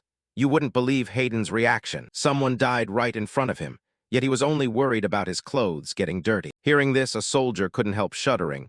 Such a psychopath. Another offered a different perspective. Come to think of it, maybe not. I heard he invites the teenage soldiers to a meal every month. Isn't that just trying to win people over? Either way, that kid is definitely not normal. Merceau slowly recounted what he had just overheard. Those are the rumors currently spreading throughout the region about you. He softly called out to the person in front of him. Young Master Hayden. He could only force a bitter smile inside. Hearing it recounted like that really does make me sound like a psychopath. Merceau chuckled teasingly. Well, it's not entirely wrong. While all the officers were panicking, you were complaining about your clothes. Dopamine Addict calmly replied. I think the guy who suddenly pulled out a gun and shot someone else is stranger. He suddenly thought of something else. By the way, let me ask you one thing. Dopamine Addict looked straight at him. Shooting that person was intentional, wasn't it? Hearing that question, Merceau instinctively paused for a brief moment. He quickly regained his composure. I don't understand what you're talking about. He silently pieced things together. Simple. Dopamine Addict calmly analyzed in his head. The commander surely wanted to kill those who insulted Luna Moon. But as the head of an entire region, he couldn't easily take a blatant side. Then his actual biological son appeared, giving him a perfect excuse to strike. Dopamine Addict imagined the Lord Commander's decision. Anyone who dares insult my son will pay with their life. After finishing his analysis, he slowly voiced his deduction. I bet the Lord Commander made a prior agreement with you that anyone being impudent toward me, you have free rein to kill. Normally people would gossip about this new illegitimate child for a while longer. But thanks to your coup stunt, those gossips kind of died down. Merceau looked at him with an intrigued gaze. An interesting deduction, but I'm also part of Daphne's faction. Don't you think you trust me too much? Dopamine Addict smiled calmly. It's true I'm Luna Moon's son, so naturally I'll be a thorn in the side of Daphne's faction. But I'm also the Lord Commander's son, and I made a promise to him. I will become Commander Hayden's successor, and at the same time, return freedom to Lady Daphne. Dopamine Addict stared straight into Merceau's eyes. What I trust is your absolute loyalty to Lady Daphne. He couldn't hide his appreciation. I thought so back in the meeting room, but your political instincts are truly sharp. Suddenly remembering something else, Merceau asked. By the way, I heard you throw a party for the teenage soldiers once a month. He thought to himself, why hold back now? Dopamine Addict nodded in confirmation. That's right, I'll be hosting one soon. He curiously followed up. Do you have a specific plan yet? He was somewhat surprised by the opponent's initiative. He didn't expect Merceau to proactively care about his plan first. Dopamine Addict quickly realized the shift. He's starting to warm up to me. He began stating his intentions. I plan to prepare the food for the party with my own hands. Merceau nodded approvingly. Cooking is indeed the most classic way to win people's hearts. Dopamine Addict smiled faintly to himself. Just like Merceau, nailed it. He had clearly defined what he needed. What I need right now isn't obedience, it's respect. A relationship maintained purely out of coercion will never last. Therefore, from now on I will show them that I stand on their side, so that when the actual apocalypse arrives, they will follow my orders without a shred of hesitation. Merceau nodded. So he volunteered to help. How can I help you? Pick the menu or take charge of the kitchen. Dopamine Addict answered without hesitation. Go hunting. Merceau looked blank. Pardon. He smiled, looking at him with utter composure. Dopamine Addict slowly clarified his intention.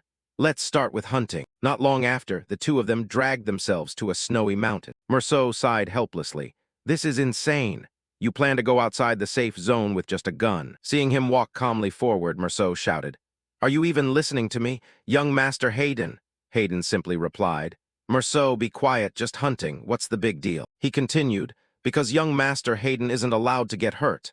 Hearing that, he was slightly taken aback. Are you worried about me? Merceau immediately stated the reason. Because if the young master gets hurt, the commander will kill me. An image spontaneously flashed in his mind.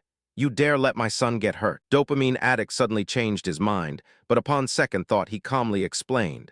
Wouldn't hunting ingredients with my own hands show more sincerity? In dopamine addict's mind, he already had his own calculations.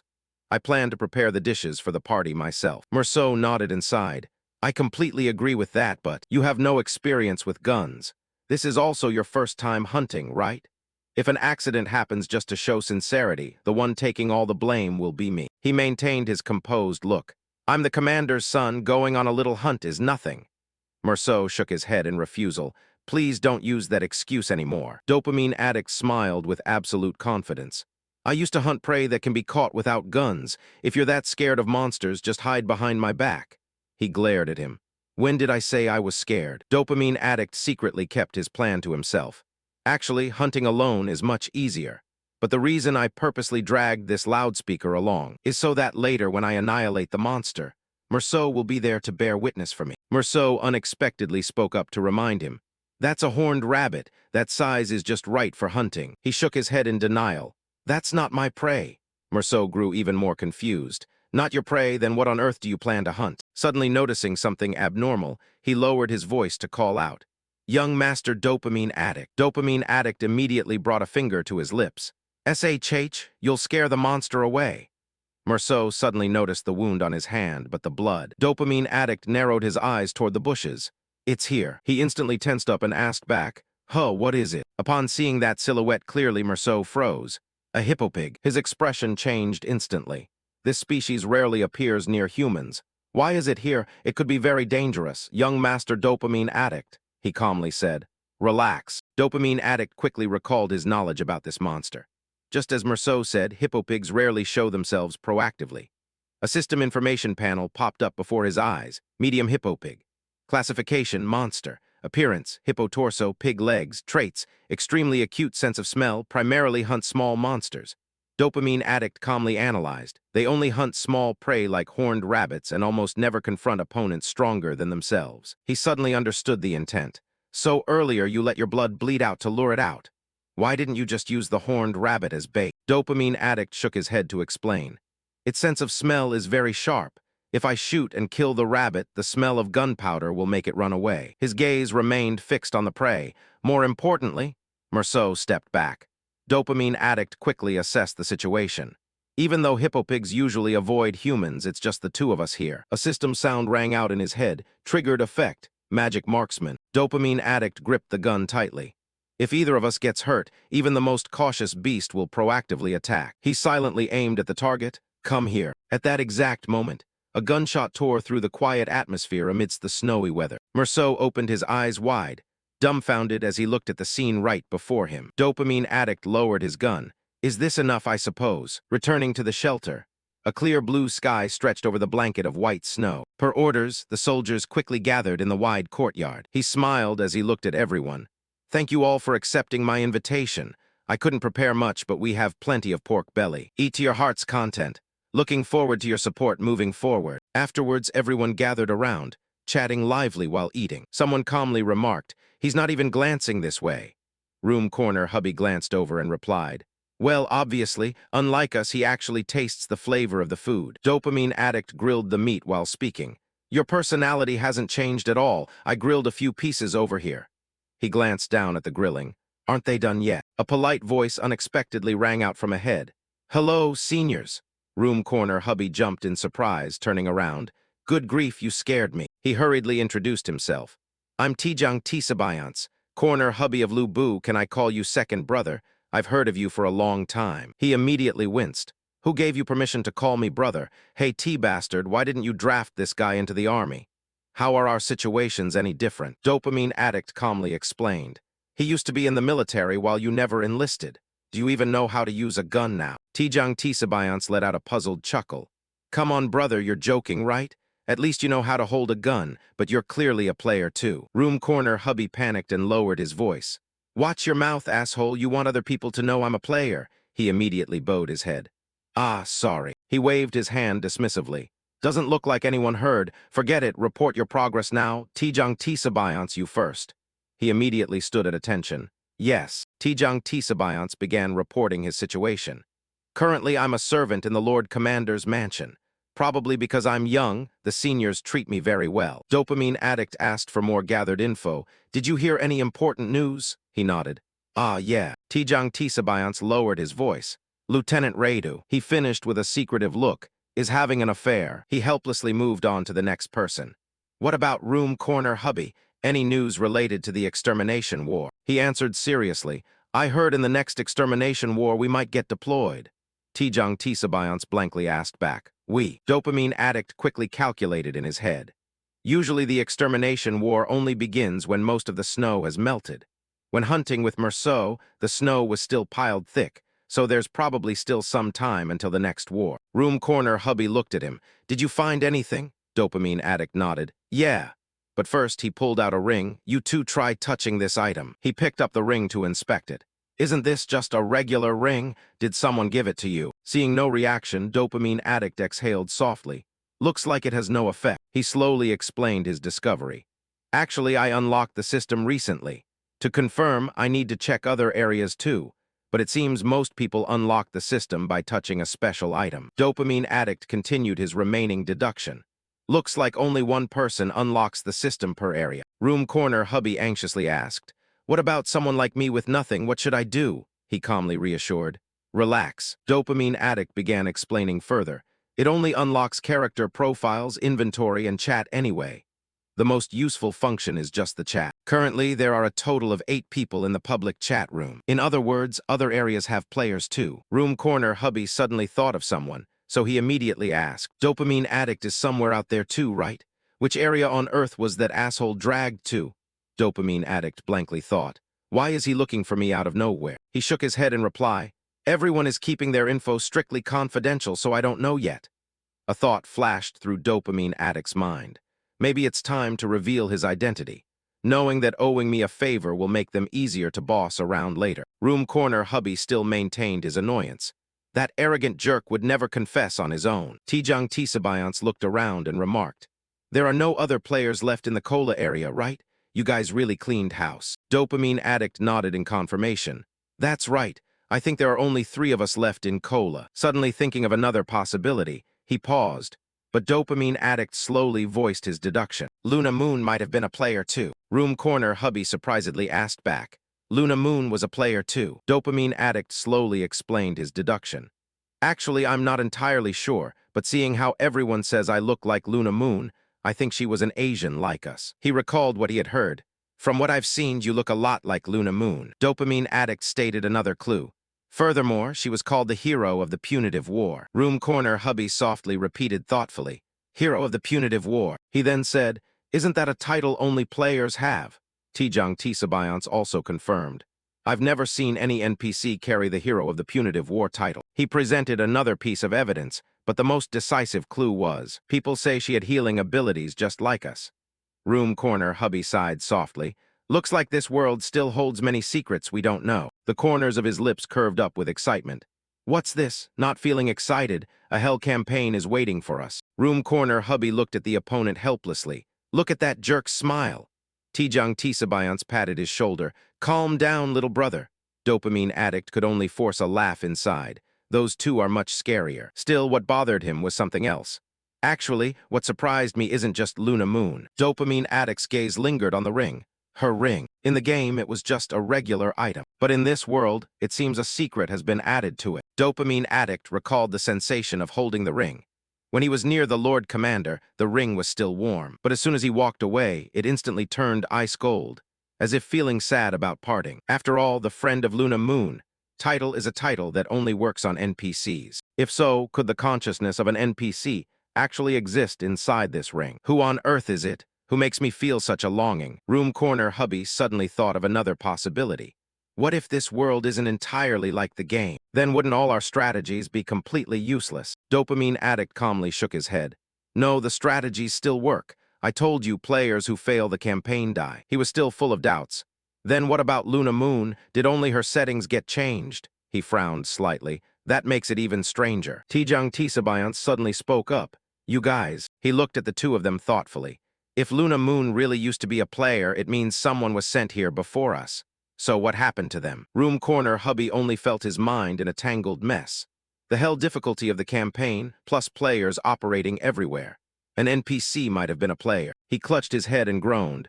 My brain is about to explode. Can't we just focus on stopping the apocalypse? He felt helpless inside. What a simple-minded brain. Dopamine addict patiently steered the conversation back to the main goal. I'm just telling you so you know in advance. For now, our goal is to participate in the punitive war. Room corner hubby suddenly realized. Is that why you asked about the schedule for the punitive war earlier? We must participate in the first punitive war wave. Just surviving will earn us a title, he affirmed with certainty. Exactly. Dopamine addict silently assessed the situation. It looks like Room corner hubby will participate in the punitive war without any issues. I need to find a way to keep Tijang from participating. If both of us run into trouble during the first punitive war wave, at least one player must remain to clean up the mess. Thinking up to that point, he smiled faintly. Anyway, I have no intention of throwing my life away easily. Room corner hubby looked around the room and grumbled. Hey, can't we talk outside? Did you bring us here just to show off your room? Dopamine addict calmly replied. Of course not. Immediately after, he placed 2 plates in front of them. Dopamine addict brought out another item and placed it on the table. Biscuits, and the two of them stared fixedly at the remaining item. Dopamine addict calmly signaled, starting today we'll practice eating, you two sit down. He opened his eyes wide in confusion. Practice eating. Dopamine addict slowly explained. I ran a few experiments. If you focus entirely on the act of eating, the recovery speed increases. He immediately objected. Then just eat with your hands. What do you need a plate for? Right after that, Room corner hubby's expression shifted slightly, as if just remembering something. He calmly replied, to test the recovery speed, we need injuries first. He looked at the opponent as if looking at a lunatic. Are you insane? Dopamine addict continued to explain the mechanics of the privilege. Thanks to the privilege, we don't even need to chew. The food is automatically absorbed. Seeing him look at him speechlessly, an absolute maniac. Dopamine addict still calmly continued. If you eat while concentrating like this, he concluded, the recovery speed will increase. We still have time before the punitive war. Shouldn't we prepare from now on? First, we must train our basic recovery capacity. He casually moved the knife toward himself. Come on, stab me. Game on. Room corner hubby hurriedly stopped him. Wait. He waved his hands repeatedly in refusal. I've already mastered recovery, don't drag me into this crazy training. Dopamine addict raised an eyebrow and asked back. Mastered what? Room corner hubby slowly explained. Not recovery speed, but I can absorb food without putting it in my mouth. Tijang Tisabayance widened his eyes in shock. That's awesome, bro. How did you figure that out? Room corner hubby scratched his head awkwardly. Well, he slowly recounted the reason. I've been sickly since childhood. Instead of eating, some days I just lay there receiving IV drips. I remembered the feeling of receiving an IV drip and tried mimicking it. And it worked. Room corner hubby couldn't hide his smugness. So what? In terms of efficiency, aren't I one step ahead of everyone? Even if my arm is broken, just touching food allows me to recover. Dopamine addict nodded. Not bad. He looked confused. Dopamine addict immediately proposed a plan. If all of us get injured, you recover first, then feed the rest of us. An uneasy premonition instantly rose in Room corner hubby's chest. Damn it, I have a bad feeling about this. He cheerfully finalized it. Let's decide on that. From now on, you're the healer of the team. Night fell, the sky full of stars. The surrounding scenery sank into stillness. Dopamine addict looked at the results with satisfaction. Today's harvest wasn't bad. Never expected Room corner hubby to have such talent. Wondering how to train Tijang next. Right at that moment, a barrage of system notifications popped up. Friend request received from Family Protector. Do you accept? Friend request received from God. Do you accept? Friend request received from I Don't Cry It's Cardio. Do you accept? Friend request received from Dentist. Do you accept? Dopamine addict paused slightly at the friend requests. He quickly made a decision. They said accepting friend requests unlocks a one-on-one chat window. Let's accept Family Protector first, since he sent his request first. As soon as the message went through, the opponent replied instantly. Accepting this late, Dopamine addict looked briefly surprised. Fast. Successfully connected, he went straight to the point. What's up? Speak fast. He smiled awkwardly in response. Geez, so cold, you don't hate me because of that whole group getting dragged in from the convenience store, do you? Dopamine addict calmly replied. I never said you were the culprit. Family Protector hurriedly explained. I really didn't mean for things to turn out like this. He cut the conversation short. I'm asking what you want. He immediately got to the core. Hey, you're planning to go to the unicorn area later, right? Right after the system popped up a new notification. Family Protector wants to trade an item. Trade item, cigarette 12. Do you accept? Dopamine addict paused slightly. Item trading? You can trade with people in other areas. Of course I have to accept. Didn't expect accepting a friend request to unlock this feature too. The item safely landed in my inventory. Family Protector chuckled and spoke honestly. Actually, I just want to ride your coattails. Haha, I'm giving this to you. Later, when you build your shelter in the unicorn area, make sure to take me with you. Dopamine addict silently evaluated the opponent. Having allies in your area is important, but having allies in other areas is even more crucial. Smarter than I thought. He nodded, all right, I'll consider it. Family Protector happily expressed continuous gratitude. Thanks, thanks, thanks, you made a wise decision. Ending the conversation, Dopamine addict continued pondering. Before sleeping, I should think about how to maximize this item trading feature. Right at that moment, another system notification abruptly popped up. He frowned slightly. What else is going on? The system continued emitting a notification. Friend request received from T-Bastard. Do you accept? Dopamine addict was briefly astonished. What? It's T-Bastard. T-Bastard stared at the screen with an icy gaze. Dopamine addict. I should have killed you before I died. Returning to the past, the steady sound of keyboard typing echoed outside the computer screen. He leaned back. Hey, what nickname should I set? Someone beside him immediately suggested. How about T-Bastard, the letter T plus bastard? That's a pretty popular slang lately. T-Bastard nodded in agreement. T-Bastard works. Memories of the past gradually surfaced in his mind. After leaving my organization, a junior introduced me to an apocalypse game, Apocalypse Safe Zone. T-Bastard recalled his initial experience. This game was shockingly realistic. What? The second apocalypse suddenly happened, meaning I have to fight people from other areas. From this point onward, surviving in low-difficulty areas would become extremely difficult. Initially, he was extremely annoyed. Naturally, I was angry at first because having no easy path was just like my own life. T-Bastard gritted his teeth and cursed. Damn it. Yet he refused to give up. But my stubborn pride flared up and I kept playing anyway. A victory notification popped up. Conquered the chicken area. T-Bastard recalled his journey clearing each area. So I cleared candy, cola, cigarette, beer, and chicken one by one. That's it. Then I started finding the game interesting. But things changed rapidly. The real problem only started upon reaching the cocaine area. Since this game lacks a multiplayer mode, player AIs for each area spawn randomly to substitute. But from the cocaine area onward, almost everything was dominated by a single AI, and I got completely shredded by it. T-Bastard gritted his teeth with bitter resentment. Dopamine addict again? He still couldn't forget that taste of defeat. Turns out most people who cleared the areas were just copying Dopamine addict's strategies. No matter what, I want to deal that jerk a blow. While harboring that determination, a guide about the knife area was posted. On the computer screen appeared the article title, Dopamine Addict's Guide to Starting in the Hidden Safe Zone. Knife. T-Bastard widened his eyes in shock. This lunatic already cleared the knife area. He quickly regained his composure. This isn't the time to be shocked. I have to be faster than everyone else. A single thought ran through T-Bastard's head. If I become the second person to clear the area, T-Bastard can face Dopamine Addict right inside the knife area. Maybe I'll land a hit on him. With just that thought, I swallowed all my pride, stayed up all night, and followed Dopamine Addict's guide. But by the time I finally unlocked the knife area, Dopamine Addict had vanished from the internet. The only thing left behind was the address of that convenience store. After that, all traces vanished, and everyone who went there disappeared. Suddenly, T-Bastard noticed a familiar person standing before him, his pupils slightly constricted. Could that person be? The system quickly confirmed the identity, Tijang Tisabayans. T-Bastard immediately asked, Hey, aren't you a national team athlete? He smiled and nodded. That's right, though I retired a while ago.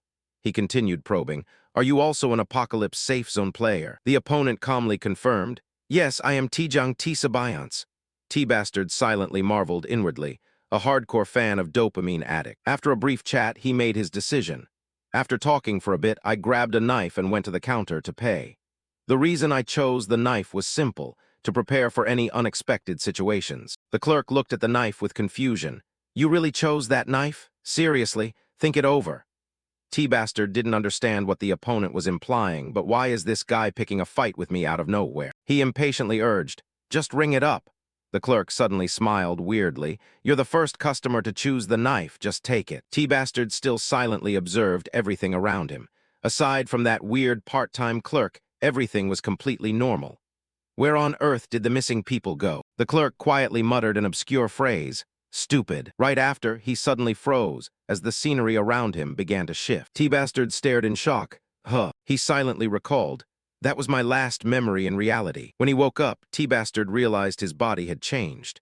When I opened my eyes again, I was inside the body of a 10-year-old child. Things quickly turned for the worse, getting dropped into the knife area. A man looked at him hungrily. It's been a while since we had fresh meat. T-Bastard recalled that hellish period. While being tortured by those deranged murderers, I remembered the guide Dopamine Addict used to post. Thanks to it, I managed to snatch the meteorite knife, but the price paid was extremely heavy. The injuries I sustained were too severe. Desperate to find food to recover, there was practically no real food in that place, because those maniacs lived by eating human flesh. He waited for a response in vain. I wonder what that jerk would do in this situation. Damn it. He didn't even bother to reply. T-Bastard's consciousness gradually grew hazy. If this keeps up, I'll really. At that exact moment, the system abruptly popped up a notification. Dopamine Addict sent an item trade request. Trade item, Biscuit 15. Dopamine Addict chuckled through the chat window. You're about to die, felt pity that you wouldn't even get to enjoy the game, so I sent supplies. Ha ha. T-Bastard gritted his teeth angrily. You son of a bitch, if I survive, I'll definitely kill you. And even you can't wipe out all the residents of this area before the second apocalypse starts anyway. He calmly replied, Huh, I only wrote that guide to warn people. That's impossible in this place. In the body of a 10-year-old child, how can you kill all of them? And by the way, you act like you don't care on the outside. But you actually studied my guide very thoroughly, didn't you? Dopamine Addict, you really are the worst. Dopamine Addict smiled faintly to himself. Looks like he still has enough energy to get angry. Good, survive. Even if it's just to get revenge on me. He silently calculated his next step. Because after surviving, you'll have something you need to bring to me. Scene cut to the love area. God quietly stood in front of the camp, her eyes gazing into the distance. A devout believer cautiously asked, Oracle, what did God say? She slowly recounted the divine revelation. God said he gave a revelation to him, but he ignored it. God's voice turned somber. Lord Dopamine Addict will not help us. She glanced at the system interface. He still hasn't accepted my friend request. Does he think he's already gathered all the necessary information from us? The corners of her lips curved up. But feelings go both ways, Dopamine Addict. God calmly analyzed the situation. If Dopamine Addict transmigrated into a body at his main base, the unicorn area, none of us would stand a chance against him. But right now he's in the cola area, and this is the love area, where I can unleash my full capabilities. Before possessing this body, I was a shaman. Naturally, I was far from reaching true shaman rank, just an imposter who hadn't even performed a proper possession ritual. But I know very well how to manipulate human hearts, and the core condition to clear this area is love. Luckily, I was the first to win the meteorite item and unlocked the status window by disguising its contents as divine revelations. I won the love of other players. Thinking to that point, she turned back to tell everyone, don't be foolish. Even without Dopamine Addict, you still have me. The one who can hear the voice of God. Listen carefully. 10 years from now, God's messenger will descend and punish the unfaithful. Spread this rumor throughout the love area. God always gives the harshest trials to the children he loves most. Even though everyone currently views us as a deranged cult, once the second apocalypse begins 10 years from now, the entire love area will kneel at our feet. Her gaze drifted toward the distance once more. This game won't be as easy as you think. Scene cut to the protagonist's location. Training has already begun and Dopamine Addict coldly signaled. Ready, begin. He gave the order, which was also the cue for Tijang Tisabayans to leave the starting line. After the training session, Dopamine Addict offered some praise to Tijang Tisabayans. Were you an athlete before?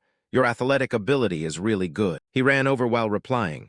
Yes, I played sports for a while, but you're the truly impressive one, boss. Did he play any sports before transmigrating? Like shooting, for instance? He shook his head in self-mockery. Nah, I was just an unemployed freeloader. Yet those words made Tijang Tisabayans admire him even more. An unemployed guy with skills like that? You were born for greatness. The compliment left Dopamine Addict unsure whether to laugh or cry. Run 10 more laps around the yard. His face froze for a moment. Huh. He quickly changed his mind. No, 20 laps. Tijang Tisabayans's complexion grew paler and paler. "Wait a minute, boss." Throughout the training process, Dopamine Addict constantly reminded himself, titles do not boost physical stats. Ultimately, if Dopamine Addict doesn't train, he's still just an ordinary 10-year-old child. Looking at the titles received from the first to conquer all areas reward, for example, the systems list. All titles merely increase NPC favorability or skill proficiency, with zero effect on physical stats. But a question everyone wonders is why Dopamine Addict shoots with such pinpoint accuracy. The answer is very simple. Dopamine Addict holds a fairly useful title, Magic Marksman, obtained by hitting a monster's mana core with a single shot 10 times in a row. When equipped, the first 6 shots will never miss their target. However, the 7th bullet will inevitably hit the person the player cherishes most. Because I use the Magic Marksman title. As long as I equip this title, I'll hit any target, but only for the first 6 shots, because every reward comes with its own risks.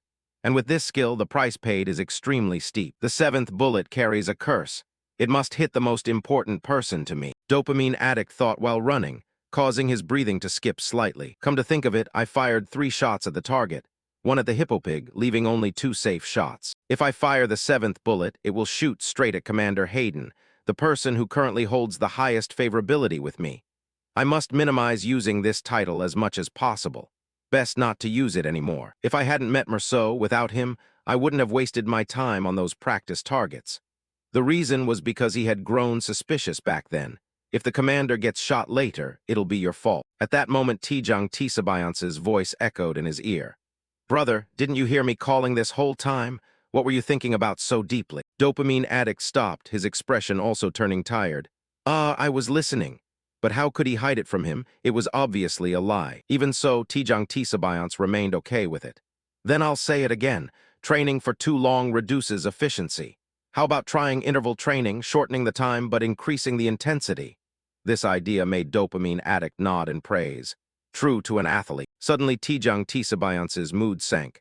I also want to manage my diet, but it's probably hard here, right? After thinking of something, Dopamine Addict brightened up. Oh, right. His mood soared to the max as well. What is it? Besides training, there was another way to restore HP. Next, the protagonist went to see his assistant, Merceau, who stopped his pen while working. Military emergency rations. Dopamine Addict smiled and nodded in confirmation. Yeah, we're grounded anyway, nothing else to do. After completing the morning training and experimenting with various foods, meat recovered better than biscuits, while compressed foods like canned goods or jerky were even more effective than fresh meat. Dopamine Addict discovered they had significantly better recovery effects. When talking about compact, easy-to-carry food, nothing beats military emergency rations. Finishing his explanation, Dopamine Addict tried to exploit the situation to the max. Do you have any spare military emergency rations? Expired ones are fine. He briefly reviewed things in his head. Stones couldn't be absorbed, but I wanted to test what spoiled food would do. Merceau's hand paused on a page, revealing hesitation. He didn't say a word and directly stood up. Merceau brushed past Dopamine Addict and threw back a remark. I don't know why you suddenly want to find emergency rations, but I happen to have a few things to check myself. Do you want to go to the research lab with me? He paused for a beat in puzzlement. Check what? But ultimately nodded. All right, let's go. Very quickly, the two of them arrived at the research institute, officially named the Safe Zone Security Research Institute. This was where military supplies besides weapons were developed, such as military emergency rations and uniforms. Merceau introduced the pieces of meat on the tray. This is jerky, one of our emergency rations made from monster meat. Fortunately, there's still some left. Please taste it. Dopamine Addict slowly observed it thoroughly. Bigger than I thought. Prompted by the invitation, he tried biting a small corner. Dopamine Addict's complexion instantly darkened. It tasted like chewing a pair of unwashed military boots for several years. Merceau grew quite agitated upon hearing that remark. Have you ever eaten military boots before? Dopamine Addict chewed a few more times and shook his head. Of course not. Inside his mind, he thought, I was just repeating a line from the game. Right at that moment, the research lab door was pushed open. Is the young master visiting? The elderly man, drenched in sweat, clearly revealed his tension. Are you really here to check our military emergency rations? He was the director of the institute. Without waiting for anyone to speak, the director expressed his agitation. Finally, someone understands the importance of the food supply. It's been less than 100 years since the post-apocalyptic famine. We could completely fall into a food crisis again. He tossed aside his paperwork and clutched his head in distress. That's why we must prepare from now on, but food research is always pushed aside. Merceau felt quite helpless against that over-the-top reaction. Most old folks who survived the apocalypse are like that. Dopamine addict could only murmur in agreement. He and the director carefully picked up each report. I think the director is right. He didn't quite believe it, young master. Dopamine addict smiled, looking extremely sincere. My dream is just to eat decent meals. If that helps ensure no one goes hungry in the future, I will support the director. The director was moved to tears. I heard you invited kids your age to eat, but I never expected you to have such deep foresight. He took the opportunity to add, there's one more thing. I don't want my friends to go hungry during the punitive war. That's why we need a smaller, lighter emergency ration than this type. Can you make something like that? The director couldn't restrain his emotion. Our research lab possesses top-tier freeze-drying technology. It's just that no one has ever requested emergency ration improvements before. He picked up a piece of meat and promised firmly, trust me, I will definitely not disappoint you. Young Master Dopamine Addict smiled with internal satisfaction. Good, manufacture the strongest emergency ration. Following that meeting, the director personally walked Merceau and him out. When it was just the two of them, he spoke up to clarify. So what is your true purpose in developing emergency rations? Through the two boys you called to your room. You're checking on the status of the child soldiers, right? Hearing this, Dopamine Addict understood one thing. On the outside, he acts indifferent, but sure enough, someone is still keeping tabs on me. Merceau couldn't help expressing. Aside from the commander and Lady Daphne, I thought everyone else was a fool. Never expected a 10-year-old boy to make me feel like in the distant future he'll become my superior. Dopamine Addict paused slightly at this sincere remark. He mentally evaluated Merceau, a hardcore Daphne fan saying such respectable things. Dopamine Addict exhaled and smiled. Want to switch to my side? He grew angry upon hearing that. What? On the way back, the two of them ran into an event. We were inspecting. Unlike other places, leaving the research institute required passing through a checkpoint to ensure no research documents were carried out. Please step forward, he announced extremely concisely. I'll do a quick body check. This person was the son of Lieutenant Bottom, who died a few days ago. Standing opposite him, Merceau bowed in condolence. I'm very sorry about your father. The young man shook his head, expressing appreciation. It's all right. I should be the one apologizing for causing a scene that day. Inspection done, you may go. He left without even looking back. That was the son of Lieutenant Bottom, the guy I shot and killed a few days ago. To make you feel a bit more at ease. Bottom abandoned that child right from birth. Yet in the end, the kid still shed tears for him as a father. Merceau sighed and added a sentence. Well, that's for the best. Dopamine Addict was somewhat confused. What do you mean? He darkened his expression and revealed another matter. I received orders. If he seemed to harbor hatred toward you, I had to deal with him immediately, young master. But after confirming, he didn't seem to hold any grudge. Hearing that left him utterly speechless. So that was what he wanted to check, truly leaving no stone unturned. Come to think of it, ever since that incident, everyone had been unusually silent. Every time they met Dopamine Addict, they pretended not to see him. I needed to know what the high-ranking leaders currently thought of me. Only by doing that could I tell who was an ally and who was an enemy. If they kept dodging like that, then perhaps Dopamine Addict should visit each of their homes in person. One fine morning at the officer meeting room, the man spoke up to start. You all saw it, the medium-sized monster that kid brought back. The hippo pig made quite a strong impression. Naturally, they saw it. Someone from Daphne's faction preemptively spoke up. Even if the Lord Commander wants to polish his son's reputation, assigning such a task to a 10-year-old child is too absurd. Instantly, a fierce argument broke out. Do you all really think that was the Lord Commander's order? Someone brought up Merceau as proof. Just seeing Director Merceau go with him is enough to understand. Another opposing opinion rang out. I disagree. That kid is young, but there's something extremely unsettling about him. Anton quietly let them argue bitterly. Someone died right in front of him, and he didn't even blink an eye. A moment later, he asked a question profound enough to freeze everyone. In the end, isn't the most important thing the fact that he's a threat to Lady Daphne? The man frowned and questioned. Did Lady Daphne say anything? Anton directly shook his head. Not yet. His finger tapped lightly on the table. She must be thinking, wondering how to deal with that kid. Lady Daphne certainly knows he's no ordinary child. Not only did he rally Hayden's faction, but he also solidified his standing by treating kids his age to meals. Do you all really think he did all this just to gain recognition? Is it really just that? He's definitely aiming for something much bigger. At that moment, the meeting room door was pushed open by someone. The representative of Hayden's faction walked in with several files. "Oh, you guys gathered without even bothering to notify us." He looked around and sneered. "Why is everyone so quiet? What are you discussing that you don't want us to hear?" Anton glanced at the head of Hayden's faction. "We were just talking about young Master Hayden. His hunting skills are truly astonishing." He calmly pulled out a chair and sat down. "Ah, right." Incidentally, the head of Hayden's faction distributed some papers. "I've started looking forward to joining the punitive war with him.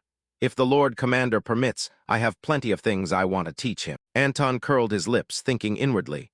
The punitive war, so you guys are plotting that. He thought he had grasped the core essence. How could you think of sending a child this young onto the battlefield? Inside Anton's mind, a new direction formed.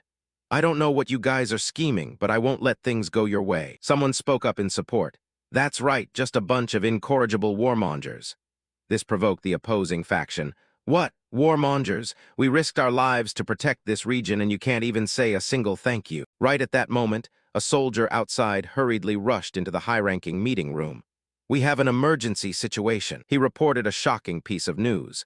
Young Master Hayden just climbed over the wall of Lady Daphne's mansion. Dopamine Addict was sitting in his room thinking of the next plan. Summoning each faction separately was too troublesome. How could he meet all the leaders of both factions at the same time? The answer was very simple: touch what shouldn't be touched. That was Lady Daphne. This news made Anton and the head of Dopamine Addict's faction agitated. "What do you plan to do with Lady Daphne? What are you doing to Lady Daphne? No, do you know how dangerous such a reckless action is?" Actually, he didn't intend to climb the wall from the beginning, but because all of Dopamine Addict's requests to see Lady Daphne were rejected, he had no choice but to use forceful measures. Dopamine Addict strode in grandly, truly a magnificent mansion. Walking a few steps, a soft voice like water rang out, causing such a huge commotion. From the stairs, a woman's shoe stepped down. The owner of it was none other than Daphne. "Do you have something urgent to tell me?" The system panel appeared with information. Root name: Merceau's wife, Dopamine Addict Bad End Root. Equipment: enameling purple eyes. This player uses a different system version, cannot send friend requests. For a moment, Dopamine Addict froze. Thinking she was an NPC, he quickly regained his composure. "Hello." Facing this reaction, Daphne also realized a player. The nickname was weird indeed, but her root name: Merceau's wife, Dopamine Addict Bad End Root. He had never heard of this root before. Dopamine Addict still gazed inquiringly at her. Judging by her reaction, she didn't see his information. Could this be a player from an older version? Daphne walked up to him. "Why do you keep looking at me like that?" Dopamine Addict realized he was being a bit impolite. "Sorry, that's a habit I learned from Luna Moon. I mean from my mother," he seriously expressed. "I know coming here uninvited is very rude, but I want to relay my mother's last words. Can we talk privately?" The maid panicked and cried out, "What nonsense are you talking about? Get out of here right now." To his surprise, Daphne showed interest and ordered, "You guys step outside first. I want to talk to this kid privately." Waiting for the maid to leave, only she and Dopamine Addict remained in the room. Daphne carefully poured a cup of tea for him. Without looking at Dopamine Addict, she directly spoke. "So what does Luna Moon want to tell me?" He fell silent for a moment, pondering internally. Daphne's faction clearly showed hostility toward Luna Moon, but she herself wasn't like that. She even carried a sense of guilt. Come to think of it, it made sense. Luna Moon was the woman Dopamine Addict loved, but in the end, the one who married him was Daphne. She must have harbored that regret in her heart all along. "Actually, I only intended to stir up the high-ranking leaders, but maybe I'll dig up some unexpected info." After a long while, Dopamine Addict finally spoke. "My mother." He hadn't finished because the real reason wasn't relaying a message. Then Dopamine Addict said what would put Daphne at ease. "My mother said she forgives you." The next second, she lowered her head to deny it, lying. "She couldn't forgive me that easily. Even if it was just to clear the game, the one who stole the man she loved was still me." This phrase caught him quite by surprise. Clear the game. In a few brief seconds, Dopamine Addict's mind kept calculating. Daphne and Luna Moon knew each other. Furthermore, she was a player from a different version. So Luna Moon was also a player from another version. "I need to dig up more info." He thought for a moment and stated, "Mom said, if Lady Daphne doesn't believe it, tell her this sentence. She said if I do, you'll tell me the truth." Merceau's wife. Dopamine Addict emphasized each word, making Daphne blush. She blushed so hard she looked ready to smoke. Wait, I'll tell you everything. Seeing this expression, he was somewhat speechless. Can't really blame her for being embarrassed. Merceau's wife sounded like a nickname picked by an elementary schooler. I need to be more careful when choosing new nicknames from now on. After regaining her composure, Daphne was able to open up. I don't even know where to start. Actually, Luna Moon and I don't belong to this world. One day, we suddenly woke up inside a game. I know it's hard to believe, but it's true. Dopamine Addict took a sip of tea and thought inwardly, of course I believe it. What he wanted to know was which version of Apocalypse Safe Zone she was dragged into. Apocalypse Safe Zone is a game series with a very long history. It started as a 2D graphic game, releasing a new version in 2026. Currently, the series has both console and online editions. The version I played is the latest one. If the game Daphne got sucked into wasn't the same version as mine, it's very likely there are other players from different versions out there. Dopamine Addict asked a question. When did you play that game? To his surprise, Daphne didn't doubt it at all. Even if I told you, you probably wouldn't know. Big question marks popped up over his head. Is Apocalypse Safe Zone really that hard to talk about? To prompt her, Dopamine Addict used a sob story. Fine, every day I think about what Mom wanted to say back in the slums. But if you don't want to tell me. At this point, Daphne finally resigned herself to speaking. It was a game. Dopamine Addict listened closely. She used the simplest description. A dating sim with handsome, middle-aged men. Dopamine Addict was dumbfounded by this answer. Huh, a dating sim. At the same time, Merceau received news. Young Master Dopamine Addict is inside Lady Daphne's mansion. After a mental struggle, Daphne revealed for the first time, you probably won't understand what this means. Hayden, let me explain it simply. Dating sim with middle-aged men. That was the name of the game I played. It featured many handsome, middle-aged men, and was a dating sim set in an apocalyptic military era. I liked a character in it so much I played it every day, but I could never reach him. He was a minor, unconquerable NPC. And then an unexpected event happened. Please use this. Please accept this. The first time she handed her handkerchief to Merceau. He refused because he was covered in mud. I'm afraid the handkerchief will get dirty. In that moment, Daphne's maiden heart skipped a beat. It's fine, just take it. Hearing this, Hayden vaguely guessed a few things as well. If so, her gaze drifted into the distance. That's right, she spoke of her feelings with sincerity. The person I liked was Merceau. A moment later, he carefully steered the conversation. So when you said it was to clear the game, you meant the marriage to the Lord Commander. Daphne's attitude grew more unpleasant. Yes, I had no other choice. If you don't achieve the ending within a year, you die. She remembered looking helplessly at her quest status window. Marry an NPC. That was the quest I received the moment I possessed this body. Back then, the available marriage candidates were only the Lord Commander and Hayden. As bad luck would have it, that actually happened. I possessed the body of the Lord Commander's daughter. Once again, Daphne's regret surfaced. So I had no choice but to pick Dopamine Addict. Dopamine Addict empathized with her with a nod. So that's how it is. Daphne was brought to this world through a different game. But aside from minor differences, the characters and setting were almost identical to Apocalypse Safe Zone. I always thought I was trapped in a game, but who knows, someone might have created a game based on this very world. Of course, that was just a guess. But one thing was certain, the bastard who dragged us here is a perverted drama addict. I like thrills too, but not to the extent of dragging innocent people into it. If I find out who's behind this, Daphne's gentle voice rang out. Anyway, thanks for listening. Even though I survived, I still have too many regrets. I just wanted to be by Merceau's side a little longer. But my own greed ruined every relationship. I don't care whether I die or not, as long as it helps avoid having to marry Dopamine Addict. I tried to fix everything, thinking things would gradually get better. But the very next day, Luna Moon disappeared, and thus left me alone in this mansion. Therefore, I cannot easily believe that Luna Moon has forgiven me. Dopamine Addict looked at his reflection in the teacup. Yeah, I get that. If it were me, I wouldn't forgive easily either. He took a sip of tea, inner doubts arising. But there was something a bit odd. Didn't Daphne tell Luna Moon that she wouldn't marry Hayden? Then why did Luna Moon still leave? She could have completely stayed and married Hayden herself. A thought sparked at the back of Dopamine Addict's eyes. Or perhaps, despite outward appearances, Daphne is someone who managed to survive right in the center of this military faction for 10 years. It's possible she is lying, but whether she is telling the truth or manipulated Daphne's faction to force Luna Moon to leave doesn't matter. Dopamine Addict involuntarily glanced at Daphne and wondered why. And he was sober-minded enough to know the answer.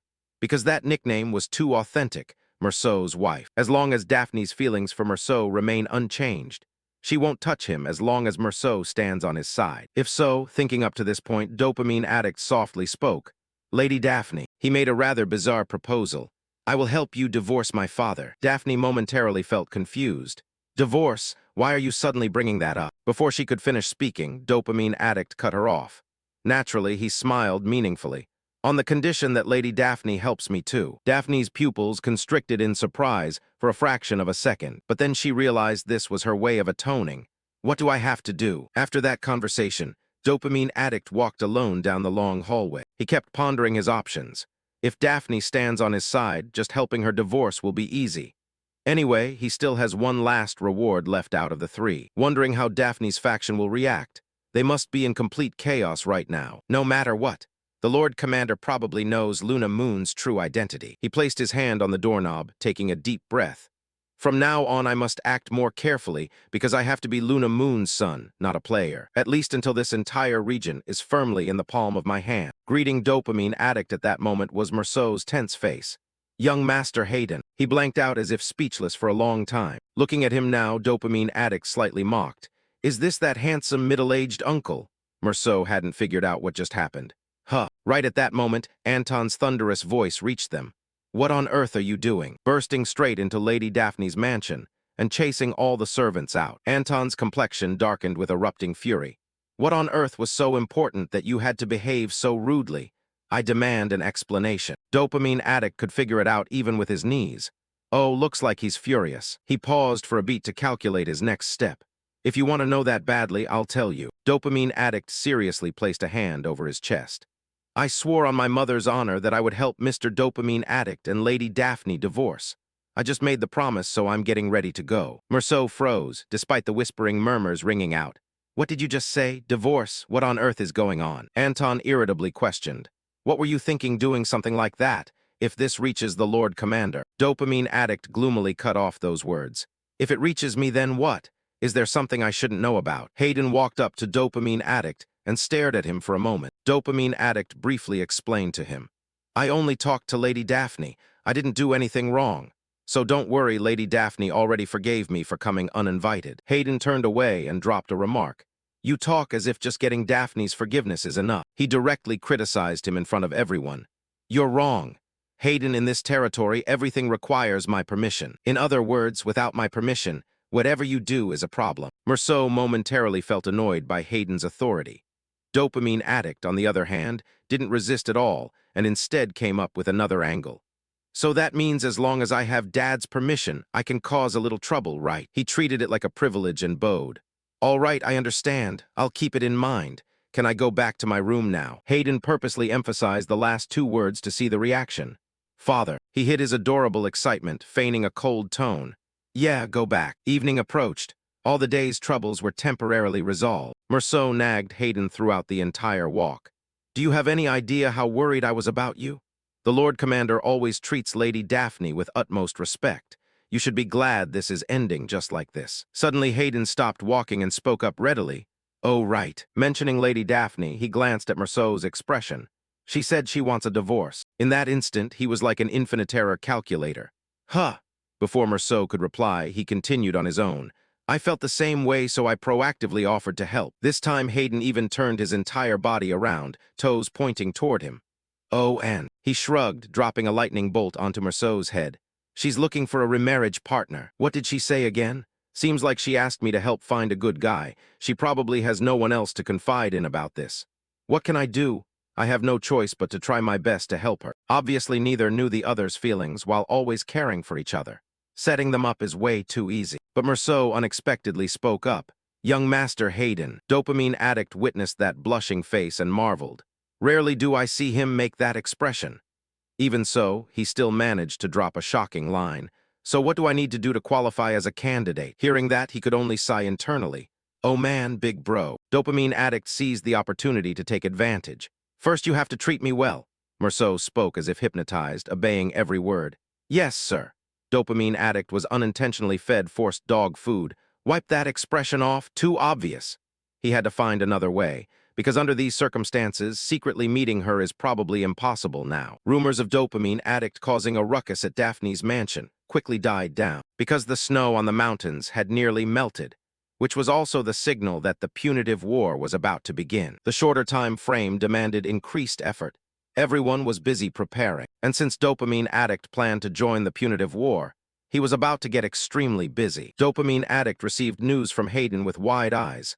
What? He was buried in paperwork without even sparing a glance. I said hunting is forbidden. Displeasure clearly showed in Dopamine Addict's eyes. What is it this time? All his plans seemed to fall apart. Before the punitive war officially starts, I plan to train Tijang Tisabayans. I even plan to go hunting with Tijang Tisabayans. Hayden explained, this is when hungry monsters start coming out to forage, too dangerous. The protagonist understood the issue upon hearing it. Looks like even stepping outside isn't allowed. He refused to give up. Then how am I supposed to prepare for the upcoming punitive war? He was quite surprised. Punitive war? You're about to be old enough to enter the military academy. After graduating, you can join as many punitive wars as you want. We can't send an inexperienced rookie onto the battlefield. Dopamine Addict felt a sense of unease. Military academy, the one that takes 6 years to graduate. Thinking that, he asked bluntly, why do you make decisions like this without asking my opinion? Hayden didn't pay attention and shifted topics. More importantly, Daphne told me that the two of you talked about Luna Moon. Dopamine Addict showed no fear and affirmed, yes, we talked. Is there a problem? He straightforwardly got to the point. Then you must have heard that Luna Moon was a player. Though somewhat surprised, Dopamine Addict kept his usual expression. Yes, I heard my mother wasn't from this world, he thought to himself, so the Lord Commander knew too. Hayden began recounting past experiences. Luna was always someone who said unbelievable things, and because of those words, I didn't easily believe her. Had I known I would never get to see her again, then I would have listened to her more. I said when the right time comes I'll tell you everything. Why did I marry Daphne instead of Luna Moon? His face grew even gloomier. The person who wanted me to marry Daphne was Luna Moon. Right after learning she was pregnant, she left. So I would marry Daphne and become commander, leaving behind only a letter. I have so many things I want to ask if I ever get to see her again. But right now, I'm just grateful to finally find you. Dopamine Addict reverted to his usual cold demeanor. So you can cause trouble all you want, but you are strictly forbidden from joining the punitive war. Dopamine Addict felt hopelessly exasperated, truly avoidant attachment. Never expected the commander to spoil his child this much. But thanks to that, I also found out Daphne didn't drive Luna Moon away.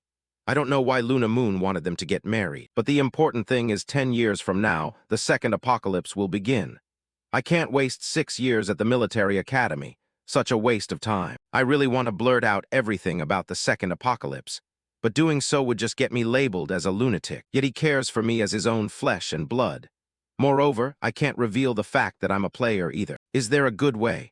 A way to let him know about the second apocalypse without revealing my true identity. Ah, wait, Hayden, nothing more to discuss. If you're done talking, you may leave. Dopamine Addict didn't want to let it end there. You asked me earlier if you told me everything, would I tell you everything about myself too? Aren't you curious?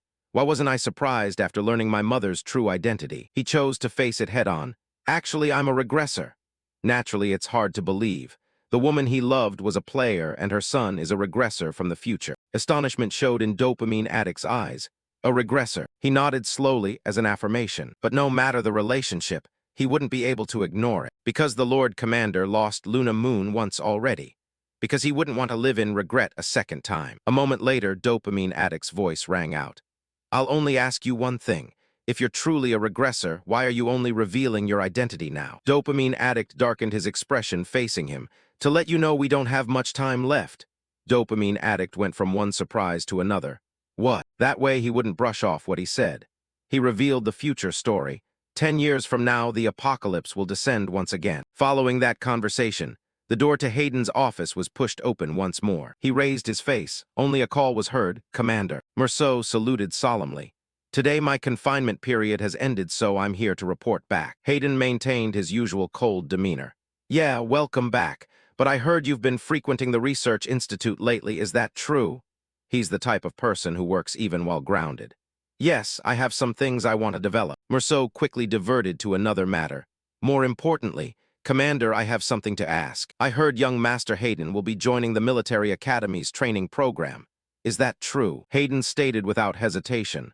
That's right. Today I'll meet the military academy's director to finalize the training schedule. Hearing this, Merceau hesitated slightly. Aren't you worried? He counter-questioned. Worried about what? he stated his own analysis.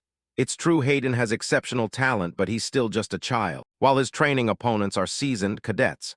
Even for a split second, Hayden could get severely injured. Instead of caring about his son getting hurt, he focused on something else. How did the other officers react? Naturally, the answer was obvious, not very positive. Hayden put down his feathered quill onto the desk. He leaned back into his chair. Well, Merceau, we've known each other for many years. After years of facing countless enemies, I've realized one thing. That is intuition. These vague words left Merceau slightly puzzled. You mean? He clarified his intention. You know it too, right? That intuition can save or end countless lives. Hayden thought inwardly, that's right. At first, I couldn't believe it either. He kept remembering Hayden's warning. 10 years from now, another apocalypse will strike. Back then, Hayden was utterly thunderstruck. Wait, yet another apocalypse. He seriously added, I know this is hard to believe, but those terrifying memories are still vivid in my mind. After facing unavoidable death, I woke up inside my own body at age 10. Dopamine addict expressed his agitation. If this life is a second chance, this time I must stop the apocalypse. I shouldn't have believed it, but the kid's serious attitude caught my attention. Instead of continually affirming his words, Dopamine addict chose to prove it. Don't you find it strange, too? I matured way beyond my age and know way too much about the military. Hearing this, Hayden hesitated. If so, what happens next? Before he could finish, he cut in. You probably want me to predict what happens next, but I can't. Because after turning back time, the future has already begun to change. A vague sense of unease gradually brewed in my chest. Therefore, instead of a vague prophecy, I'll provide solid proof. The result was a request from Dopamine Addict.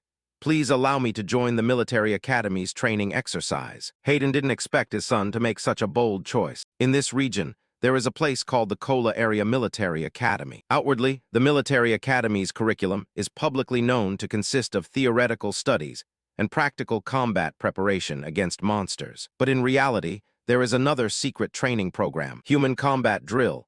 Put simply, it's hand-to-hand combat training between humans. Because elite cadets clash directly, the difficulty is extremely high and preparation is rigorous, no different from a real military operation, because it trains them to fight other regions.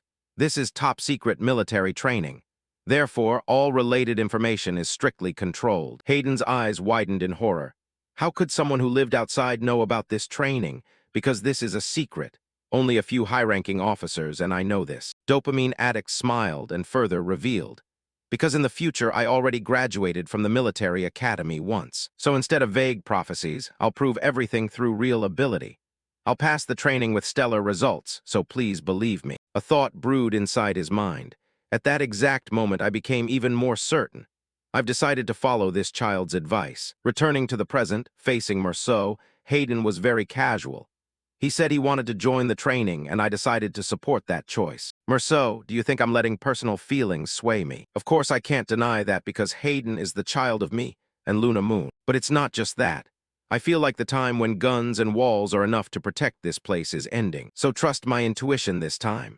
Who knows, the kid might actually become the hope of the Kola area. These words seemed to open up a much brighter future. Very quickly, Hayden was present at the military academy director's office. The man froze for a few seconds. That guy is the military academy's director. Seeing this reaction, Hayden sighed internally. Oh man, the academy director can't believe his ears. What did you just say? Platten stepped forward to answer for him. I said we cannot allow someone who isn't yet a cadet to join the training. Platten. Hayden glanced to the side, thinking, finally met you.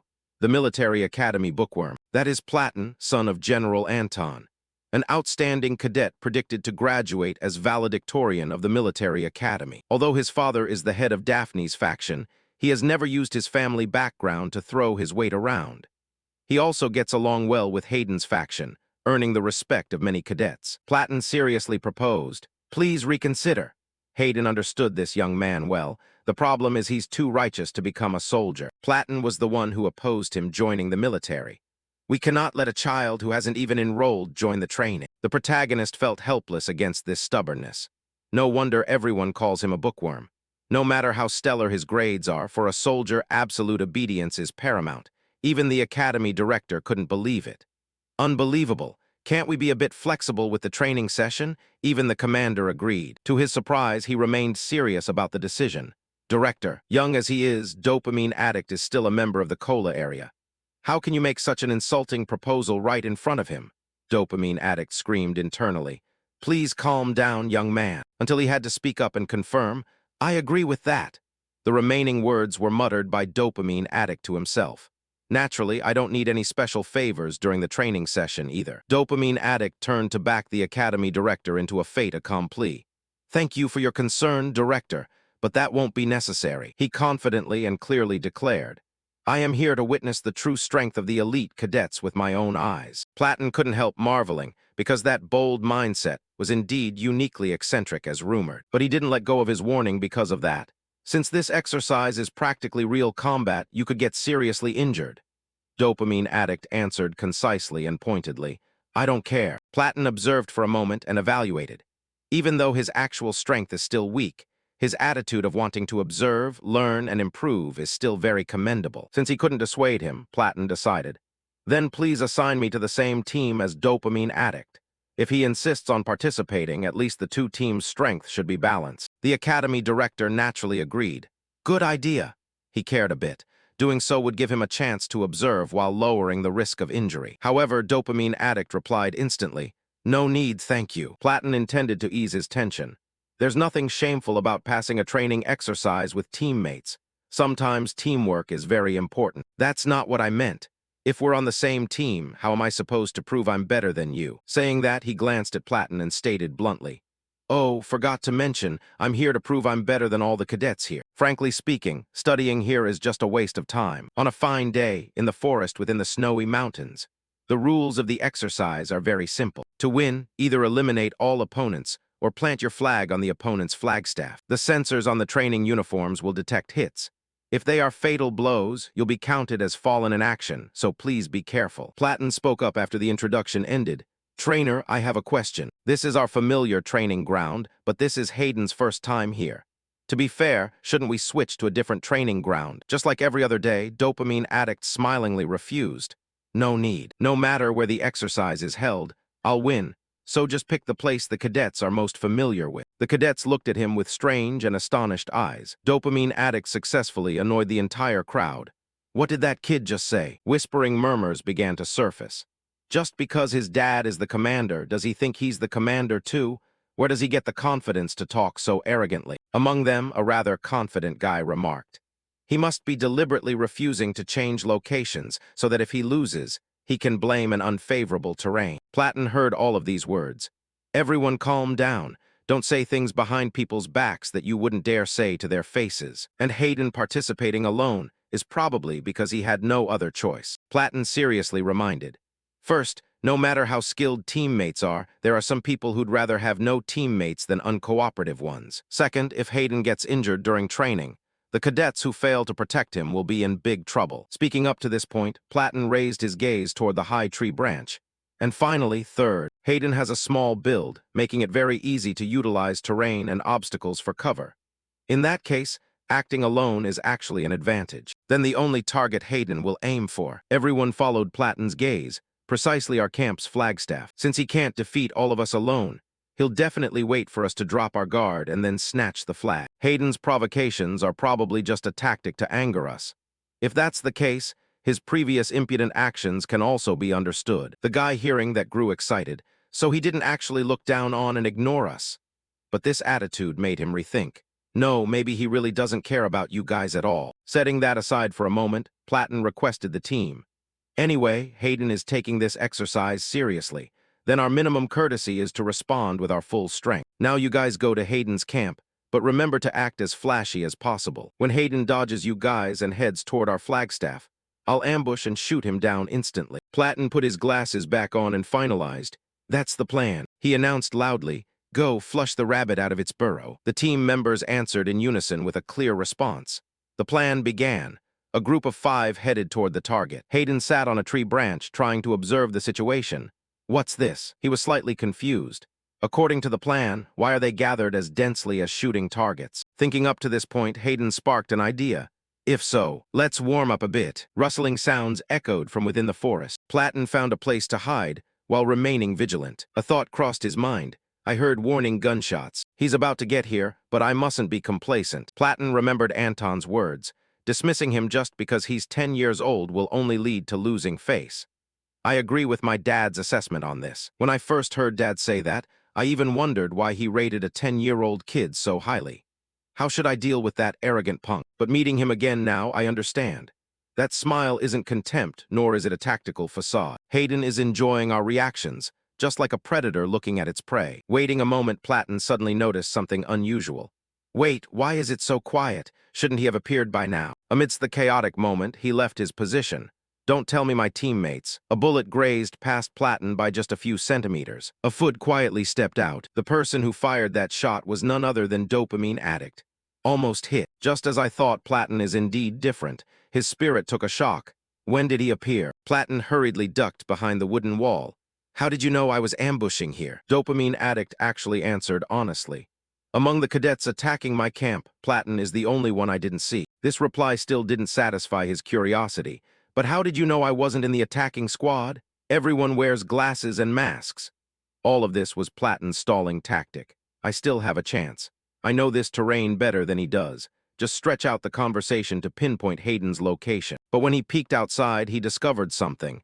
Dopamine addict had vanished without leaving a trace. Disappeared. Another bullet was fired, hitting the body of the gun he was holding. I don't know when, but he had appeared right opposite Platten. You can hide your face, but you can't hide your height or running posture. Following those words, consecutive gunshots rang out. No way. While moving, Platten also seized the chance to aim. But things seemed quite chaotic. Hayden had vanished. Again, sweeping his gaze, he spotted the gun on the snowy ground. Wait! That's because Hayden has a small build, making it very easy to utilize terrain and obstacles for cover. Right, a small body also means lightweight, and being light makes it very hard to detect through noise or movement traces. By the time Platten realized, a dagger had stabbed into his body. A notification sound rang out right after. Team A completely eliminated. Team B wins. They had a post-match gathering. Did you take down my entire team before coming here? Hayden acted completely nonchalant. I told you. He shook his water bottle and affirmed, I'm enough on my own. I heard Platten's forte is long-range sniper fire. You probably planned this whole tactical operation yourself. If it were an ordinary kid, there'd be no way to cope. One of the reasons I joined this exercise was to evaluate Platten's capabilities with my own eyes. Quick judgment, along with the ability to command teammates. The next words left Platten utterly surprised. He made a request. Platten, interested in becoming my close aide after graduation. Merceau tapped his hand lightly on the desk. Per your order to check how the training session with Hayden went, I gathered the cadets and asked them to provide feedback. And this is the compiled report of all their opinions. Hayden seriously read the information lines in the newly received dossier file. First, starting with a kid, case 1. I've never seen a 10-year-old kid as cowardly as that. According to his account, Hayden approached 2 cadets at the end of the line. The kid claimed to have confidential orders from the commander, even directly cutting in and then throwing a punch. The young man agitatedly expressed, startled by the gunshot. I turned around to look. Who would have expected the kid to suddenly collapse and pass out? He paused over what transpired. Did he pass out during combat? But when I anxiously approached him, he stabbed me right on the spot. Next is case 2.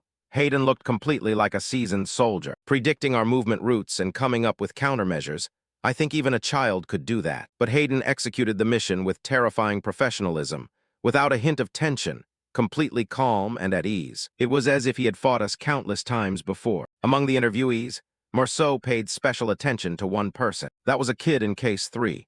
You're asking about Hayden's capability. He was serious to the point of having no fakeness at all. Hayden is a god. Returning to the present, Merceau drew a conclusion. Though there are a few eccentric opinions, I believe they're simply astonished by Hayden's skills. Inside his mind, he thought, the commander probably ordered joint training just because he wanted to show off his kid. Better just go along with it. After reading through the dozen sheets of paper, Hayden called out softly, Merceau. He quickly replied, yes. Without a second thought, he directly decided, Hayden will command this punitive war campaign. Merceau's scream echoed throughout the building. What? Very shortly after, Merceau met with Hayden. Are you asking if I intend to yield command of this punitive war campaign? Ah, why? Afraid I'll smear your reputation. Following the training session alongside the permit to join the punitive war from the order, a command was issued granting me overall command. Naturally, to avoid a wave of protests from other officers, Merceau was the one officially registered as the commander of the punitive war campaign. Merceau rubbed his forehead helplessly. You know very well I didn't mean that. Simulation training and actual combat are two completely different things. Of course, just as the cadet said, your skills are weirdly extraordinary. Even the punitive war route you mapped out yourself, it's a very elusive area. Just looking at the map, yet you understood it excessively well. Merceau delivered his conclusion through his own observations, almost as if you'd been there before. Dopamine Addict sighed, letting out a remark. Is knowing how to read a map a bit even that astonishing? The secrets behind him he chose to conceal. I don't intend to reveal to Merceau that I'm a regressor yet, but he keeps digging deeper. Should I distract him with something else? So Hayden slammed his hand onto the strategic map. What we need to focus on right now isn't the map, but the inefficiency of the combat method. I heard that in punitive war campaigns, people usually paralyze monsters first, before finding and destroying their mana cores. He quickly got swept up in it. That's right, because to pinpoint the mana core's location, you must first control their movement. His next words left Merceau immensely surprised. Isn't that an extremely inefficient combat method? If we destroy the mana cores right from the start, we can skip the entire engagement process. Faced with such an unconventional plan, Merceau frowned and warned. Hayden, each monster's mana core location is completely different. Small and medium monsters have small bodies, so locating them is easy. But for giant species, even guessing where it is difficult. The monsters we face in punitive war campaigns are mostly giant species. Prioritizing destroying mana cores first, as you said, is nearly impossible. Looks like he's quite serious about this. The corners of Dopamine Addict's mouth twitched upward briefly. Yet inside he had pre-calculated calculations. How many monsters did I take down while sweeping through all the areas? Mana cores are like monsters' vital points, so they'll be located in the safest spot on their bodies. For instance, with horned monsters, the mana core will be located near the horn. In short, after playing over and over again, just looking at monster footprints lets me sense where the mana core is. He casually dropped a shocking line. I can pinpoint the exact locations of the mana cores. Merceau's pupils constricted heavily. What? Hayden brushed it off and continued. Therefore, this punitive war campaign will be executed with high efficiency. Night fell. Hayden lay in bed but kept working. He recalled the morning conversation, seeing Merceau's expression of utter disbelief, but I've already briefed him on the plan. Done. Dopamine Addict raised his hand to touch the system interface lightly. More importantly, what nonsense is this again? Dozens of messages sent. Home Protector, what are you doing not even bothering to reply to the group chat? +6 T-Bastard, what's your true identity? +3 scrolling to this point, Hayden pondered. There were tons of unread messages in the group chat room too. Did something happen? To check the chat history first. Everything started with a message from Druggy. I just received a very strange message. It was sent from someone claiming to be Dopamine Addict. Did anyone else receive it too? The protagonist paid special attention to this info. Someone claiming to be Dopamine Addict. He remembered the first time waking up in this world. Safe Zone tried to impersonate me before. Now another imposter shows up, huh? The message snippet displayed a few more messages. Dentist. After looking at it, I'm wondering how to handle this too. Shin, actually I received it too, that message. SAP possible, huh? Turns out I'm not the only one who got it. Home Protector, it was sent to me too. I don't cry, it's cardio. What message are you guys talking about? I don't see anything. The protagonist nodded, observing further. Looks like everyone received the exact same message. I don't cry, it's cardio. Is it really just me who didn't get it? Home Protector, but I thought it was fake, so I didn't even bother opening it. What's the content? Shin, I thought it was too suspicious, so I planned to ignore it, but hearing everyone got it made me curious who the sender is. Hey, listen to me for a second. I don't cry, it's cardio. Told you I didn't get it. The messages above made him somewhat curious, but what on earth is the content? At this point, a message from the account named Shin arrived.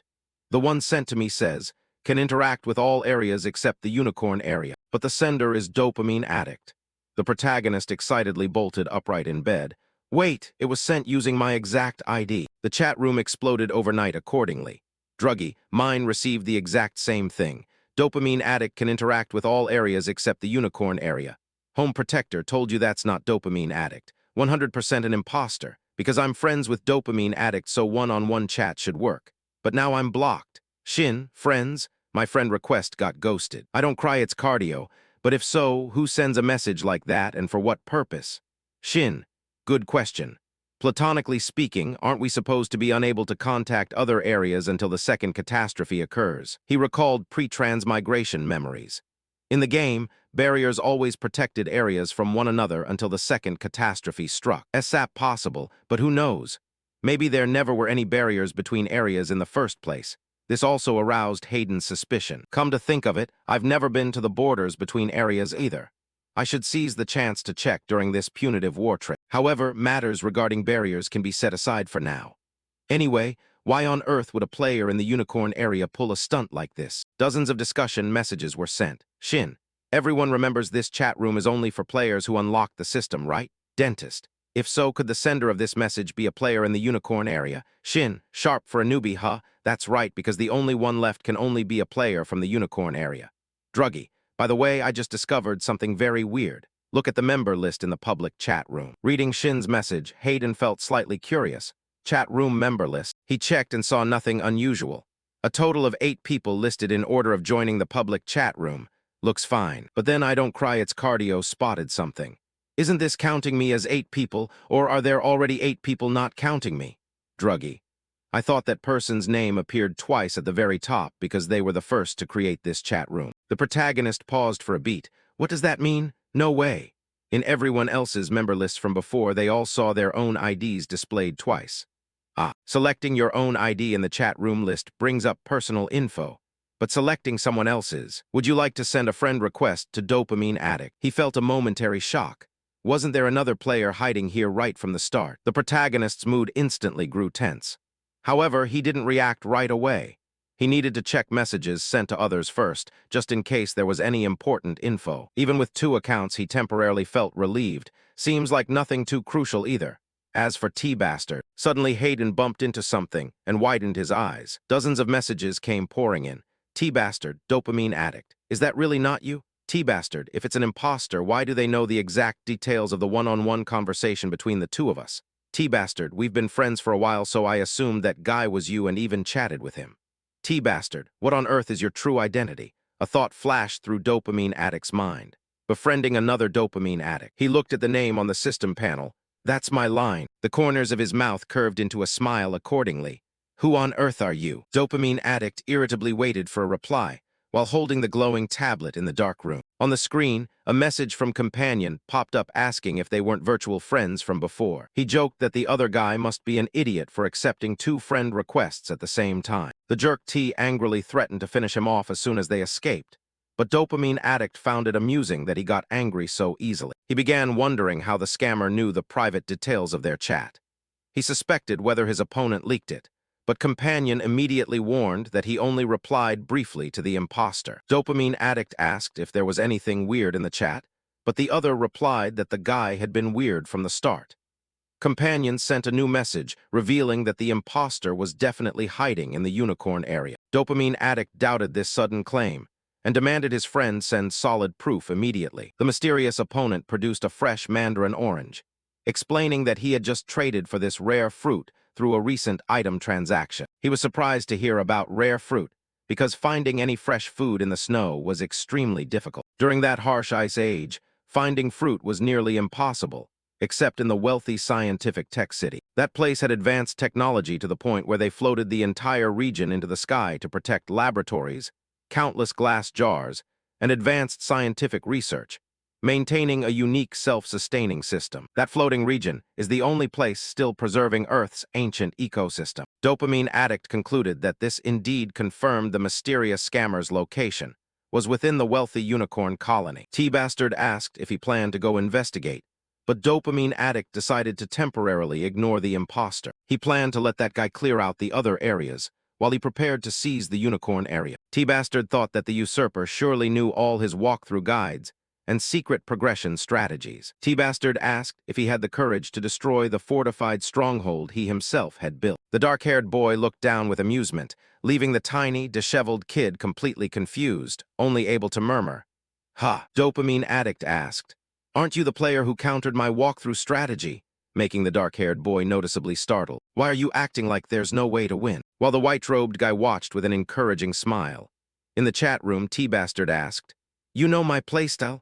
Dopamine Addict replied, "Of course I do. You show up on my feed all the time. You're still sniping at me." Leaving the boy gaping in shock, T-Bastard strangely replied, "I show up often, I see." Ha ha, ha ha. The white-robed guy stared blankly at the screen, wondering what's wrong with him. Looking deeper, Dopamine Addict weighed his odds. If I fight the imposter now, do I have about a 60% chance to win? I have all area clear perks so I won't lose. But as T-Bastard said, I don't have a complete advantage, because there is a technological gap between zones that my abilities alone cannot bridge. But looking at the glowing Unicorn Region badge, it's not entirely impossible. Dopamine Addict ordered, message me if anything happens and let me know if he texts you again. T-Bastard unexpectedly agreed with, okay, will do, making Dopamine Addict think to himself that he's acting obedient too suddenly. A sudden warning sound rang out across the holographic screens, drawing Dopamine Addict's attention back to the active chat. Home Protector kept spamming messages, panicking because the imposter started from Dopamine Addict's main base, making Dopamine Addict sigh in annoyance. Why does this guy talk so much? Home Protector suddenly asked. Didn't you say you'd take me to Unicorn later? Home Protector shamelessly asked to ride coattails to the Unicorn region. Dopamine Addict replied, okay, I'll think about it, making the opponent react with excitement, even though Dopamine Addict muttered to himself. I only said I'd think about it. Dopamine Addict changed the subject. More importantly, check if the barriers to other zones actually disappeared. If the barriers are really gone, low-difficulty zones will get raided by other zones first, making Home Protector realize the danger. Staring at the screen from bed, Dopamine Addict thought.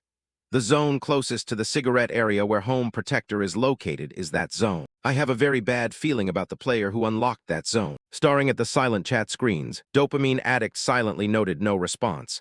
Closing his eyes to sleep, Dopamine Addict thought, let them come, because I have no intention of losing, no matter who the opponent is. Time quickly passed until the morning of the next day. A heavy military boot stepped firmly into the thick, fresh snow, outside the safe zone's safety boundary. The blonde boy yelled in frustration, summon me more often, the military is so hard. As the blonde boy kept whining loudly, Dopamine Addict looked back with extreme embarrassment, thinking, this embarrassing jerk, you'll scare all the monsters away. Today, I'll teach Merceau the gemstone location identification technique and test the prototype military ration currently in development. As they stepped outside the zone, the blonde boy grumbled, Merceau, why are you looking at me like that? You, creepy. I mean, why are you smiling like a father figure? Merceau gently replied. Just glad to see a kid acting his age. While Dopamine Addict silently noted, he's already 20 years old. The red-haired freckled boy watched in silence, looking slightly anxious as they prepared to go further. The red-haired boy asked anxiously, is it really safe to go outside the zone alone? Merceau reassured. We won't go far from the zone today, and I won't let you guys do anything dangerous. Merceau explained. This morning, a large monster called a teal gator was spotted. Word is it's injured, so we should find it quickly. Normally, we'd leave it to the watchtower guards, but if what Hayden said is true, we can find the gemstone immediately without harming the teal gator. Dopamine Addict nodded with confidence, answering, of course. The blonde boy picked up a small star-shaped candy and asked, anyway, I wonder if the military rations taste good. You mean this star candy? When Merceau proudly bragged about the protein-rich rations they developed, Dopamine Addict brushed it off and asked the blonde boy, did you practice healing in the military? He answered awkwardly. A little, the blonde boy explained. I think I can heal others as long as there is physical contact, leaving Dopamine Addict with an unexpected reaction. Seeing Dopamine Addict's sparkling, confident expression, the blonde boy sweat dropped and asked, what's with that smug look? Dopamine Addict said, I'm just proud of you, making the blonde boy scream in frustration. Cut it out. You were thinking he's finally pulling his weight, right? Suddenly, Merceau raised his gloved hand to signal a stop. His expression turned sharp and serious. A giant-scaled teal gator lay motionless on the snow-covered ground right in front of them in the quiet clearing. Looking ahead, Dopamine Addict quietly announced, target spotted. The red-haired boy anxiously noted it had an injury on its right flank. Dopamine Addict quickly analyzed the situation. If it defends with its right side, he aimed through the scope, identifying the beast's weakness. Then the teal gator's fatal point, the gemstone, is located at, right at the perfect timing. A gunshot echoed through the snowy forest as the answer was revealed on its left belly. Merceau watched in absolute shock, whispering, unbelievable, you shattered the gemstone with pinpoint accuracy. Dopamine Addict coldly ordered, we'll need more people to carry the carcass back, so fire a flare, making the blonde boy grumble. Such an annoying boss. Pointing at the monster, Dopamine Addict bragged. See, this method shortens combat time and minimizes damage to the edible parts. When Merceau responded in astonishment, just as expected, Merceau solemnly remarked, You truly are the son of the hero of the subjugation war, leaving dopamine addict slightly startled. Merceau happily imagined a prosperous future for Colazone and thought hunting monsters would become easy. Dopamine addict sweat dropped and thought, I thought he'd be suspicious, but he's excited instead, Merceau said. Anyway, to be safe, we should move. But he was interrupted by a sudden mechanical buzzing sound in the sky.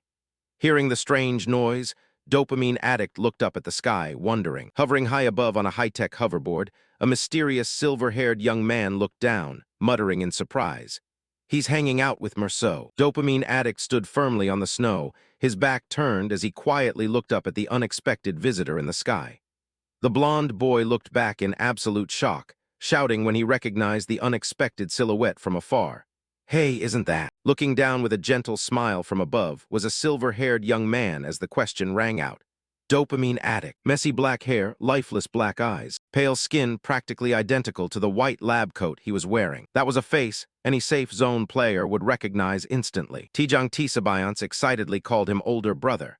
But the real dopamine addict knew something was seriously wrong and shook his head. The real dopamine addict maintained a cautious attitude, ordering Merceau to wait and not approach without thinking it through. But the blond boy couldn't hold himself back and rushed toward the man, shouting his name loudly, convinced that it was the real dopamine addict. Dopamine addict grabbed his arm to stop him, warning that the guy wasn't who he thought. As for room corner hubby, confused, he asked if that wasn't his biggest hardcore fan. He was certain that face couldn't be mistaken, and that he was standing before the real dopamine addict. Dopamine addict thought to himself that in this world, anyone's identity can be verified through the system. The imposter, with a mocking smile, invited them to check his personal profile to see clearly who he was. Dopamine addict opened the system menu and selected the profile viewing function to verify the data. He braced himself to see the real name, even with the heavy feeling that this whole situation was fundamentally distorted. He noticed the man was exactly as tall as his original adult form, and the imposter walked toward them with absolute confidence,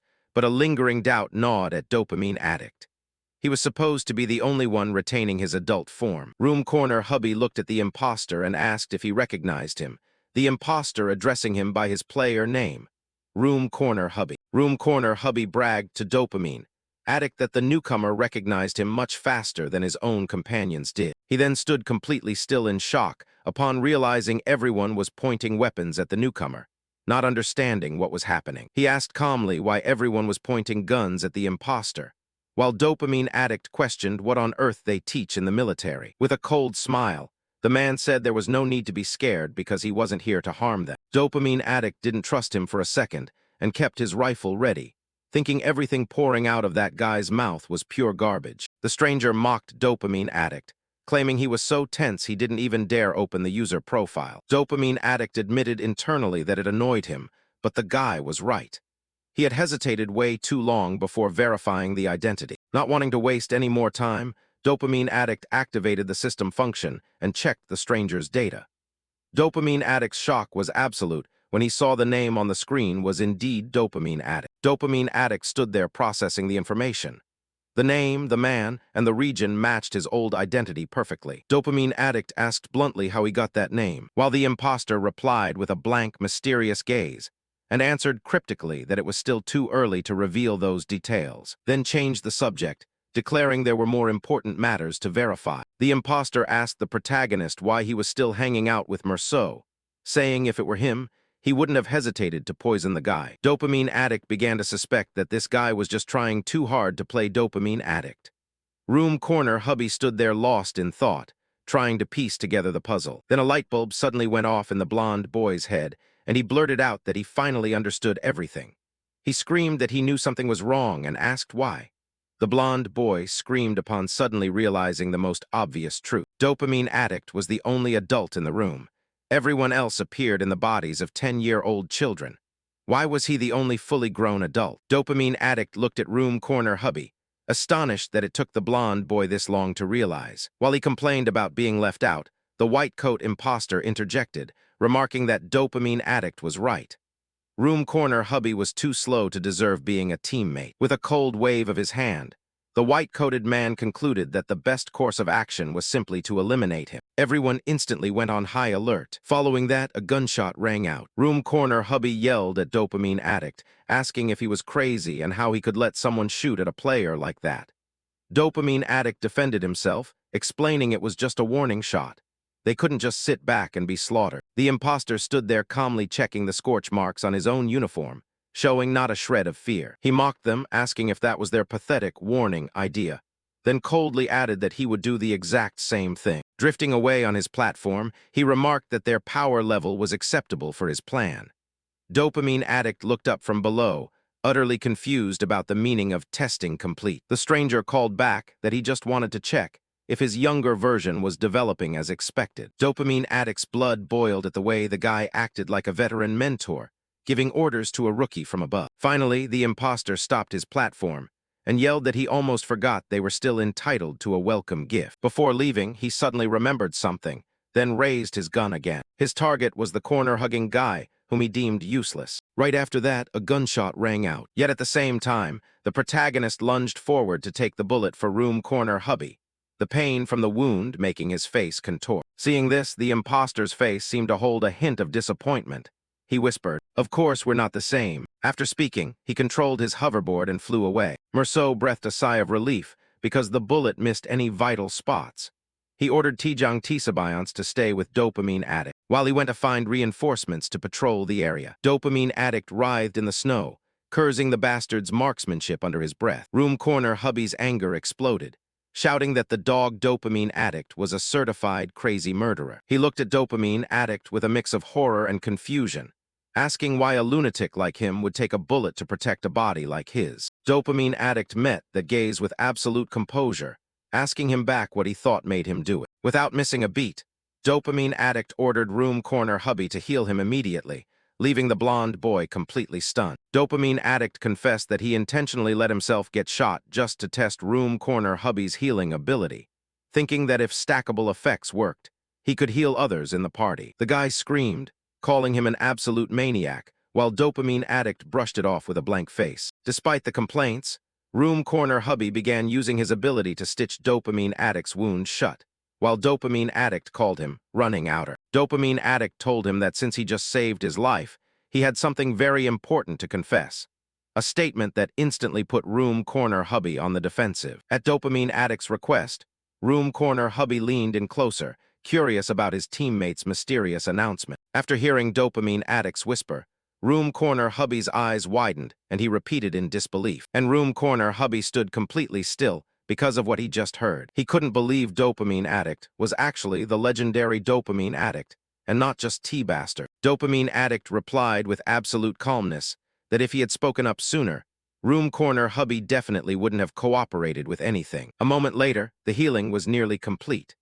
However, the protagonist stopped the blonde boy from healing him further, warning that he couldn't heal any more lest Merceau get suspicious of his abnormal recovery speed. Room corner hubby was still digesting the news, annoyed that Tijang Tisabayans knew who Dopamine Addict was beforehand while he was kept in the dark. Dopamine Addict clarified that the person accompanying Tijang Tisabayans figured out the situation and spilled the beans first. He changed the subject, warning that the imposter they just met was far more dangerous than the previous one. A system message popped up stating this imposter could interact with all areas except Unicorn. Dopamine Addict realized that if that guy managed to cross over here, it was very likely the barriers between areas no longer existed. What bothered him most was that the imposter had an adult body, while they were still trapped in children's bodies. Room corner hubby theorized that it might be a form of forced growth, using high-end unicorn technology. He wiped the blood off his skin with a rag, convinced that there had to be another reason behind that appearance. He fell silent for a moment, analyzing every detail of the strange encounter. What deeply gnawed at him was that despite being an imposter, the guy felt so similar to his own train of thought. He recalled the remark about developing properly and felt a fierce surge of anger just thinking about it. At that moment, the young boy Tijang Tisabayans appeared, running over and shouting for his brothers to report that Merceau had returned. Dopamine Addict immediately cut through the heavy atmosphere, seeing that they were no longer alone. He firmly stated that they had better continue this conversation another time, and emphasized that the boy must not let slip even a word about what happened today if anyone asked. Then, waiting until everyone had arrived, The protagonist pretended once again that he was injured. The scene shifted to the majestic architecture of the military base, where Dopamine Addict was residing. His father walked in with firm, steady strides, showing not a shred of worry for his injured son, and looked down at him from the bed. Dopamine Addict thought to himself that it was not for nothing people called him the cold-blooded commander. Hayden got straight to the point and asked who on earth was hunting him. He knew he had to choose his words extremely carefully to avoid arousing further suspicion, and delivered a calculated lie. He claimed that he used to know the target beforehand, but now he was not sure who the man was. He looked at him intently, trying to grasp whether he was implying someone from before he supposedly regressed. Dopamine Addict Numerso had already snitched to the boss, so he had to be extremely slick to keep his story standing. He thought to himself that if he wanted to wash away the image of an illegitimate heir, he could not let anyone find out he was a player. He lowered his eyes and added that, as far as he could remember, the mysterious guy came from the Unicorn District. He suggested that a new player who had never been known before might have appeared, and his father seemed to consider that possibility, acknowledging that given the current situation, it sounded plausible. Dopamine Addict smiled inwardly, seeing that the old man had swallowed the story whole. But a sudden shock struck when Hayden ordered him to enter the officer academy to become stronger. Dopamine Addict tried to protest, claiming he could heal his own wounds, but his father accepted no refusal. He placed a hand on his head and reminded him with a chilling coldness how his mother, Lunamoon, had died, and then made it clear that he was not asking him to stay for 6 years, but merely to complete a short training course and to get used to this body before being thrown into a true genocidal battle, so that Hayden could grant him a proper command position without other officers whispering behind his back. Dopamine Addict digested the command, realizing that ultimately it was a golden opportunity to quickly gain status. A few days later at the academy, the senior cadets whispered that they did not like the newcomer's appearance at all. Rumors spread fast as everyone talked about the 10-year-old boy who had humiliated 6 peers. Bito and the others wore tense, annoyed expressions at having to deal with such an arrogant little pro. One of them tried to ease the mood, saying there was no need to bow down after having faced Dopamine Addict directly. But the other cadets were not convinced, feeling that their reputation had been dragged through the mud because of the higher-ups' decision. The group had to accept the reality that they just had to endure it, especially since he was young Master Hayden. At that moment, an officer walked into the room to announce that he had a very important statement for everyone. The others looked on with curiosity as the officer formally introduced the new recruit. It turned out that Dopamine Addict would be training alongside them for a while, something that did not please the blonde-haired guy's group at all. Dopamine Addict flashed a friendly smile that made the other cadets tremble with rage. They were sick of being stared at because of him and tired of the constant criticism regarding their uniforms. The officer made it clear that Dopamine Addict's right to be there had been proven beyond a doubt after the combat simulation. Just when it seemed no one would speak up, the blonde-haired guy stood up from his seat to ask for the floor. The blonde-haired guy admitted that the 6 who lost to him were fools, but warned that not all cadets were like that. He stared at the blonde-haired guy, maintaining a calm composure that baffled the veterans. He asked with heavy sarcasm whether they truly believed they had a chance to defeat him. He pointed out that his father had recognized his talent after just one training session, but it seemed they needed more proof. He asserted that last time he did not win through pure luck, and it was time to settle this properly, pitching a simple proposal. He wanted to prove his superiority through an on-the-spot combat simulation. The blonde-haired guy accepted the challenge immediately, thinking the brat was far too conceited. He proposed dividing the class into 2 teams, him and the 6 who had lost to him previously facing off against the entire rest of their team. He said he did not mind the unfavorable odds, but things were about to get interesting with one small condition. His winning condition was that not a single teammate of his could be eliminated from the simulation. With absolute confidence, Dopamine Addict added that if even a single ally fell, he would admit complete defeat right on the spot. The blonde-haired young man's expression changed instantly, and he gritted his teeth as he asked if he was looking down on them. Time passed quickly, shifting the scene to the dormitory of the military academy. The sound of rapid, unceasing footsteps echoed through the halls. Some of them struck the protagonist's position. The dark-haired boy among the group spoke up first, asking why young Master Hayden had set such a condition. He complained that they never wanted to compete in the first place, asking if a single elimination meant they lost, and noting how much mockery they had suffered lately, warning that if they lost this time too, they would really have no choice but to drop out. Hearing him speak, the male lead only let out a sigh, thinking he finally understood why that cadet was so hostile toward everyone. He recalled the previous scene inside the classroom. Lucas had looked at him with hateful eyes, asking if he genuinely dared to show such blatant disrespect toward them. Dopamine Addict looked straight into his eyes without showing a trace of emotion and replied, "No, Cadet Lucas, you are the one judging me without ever having fought me."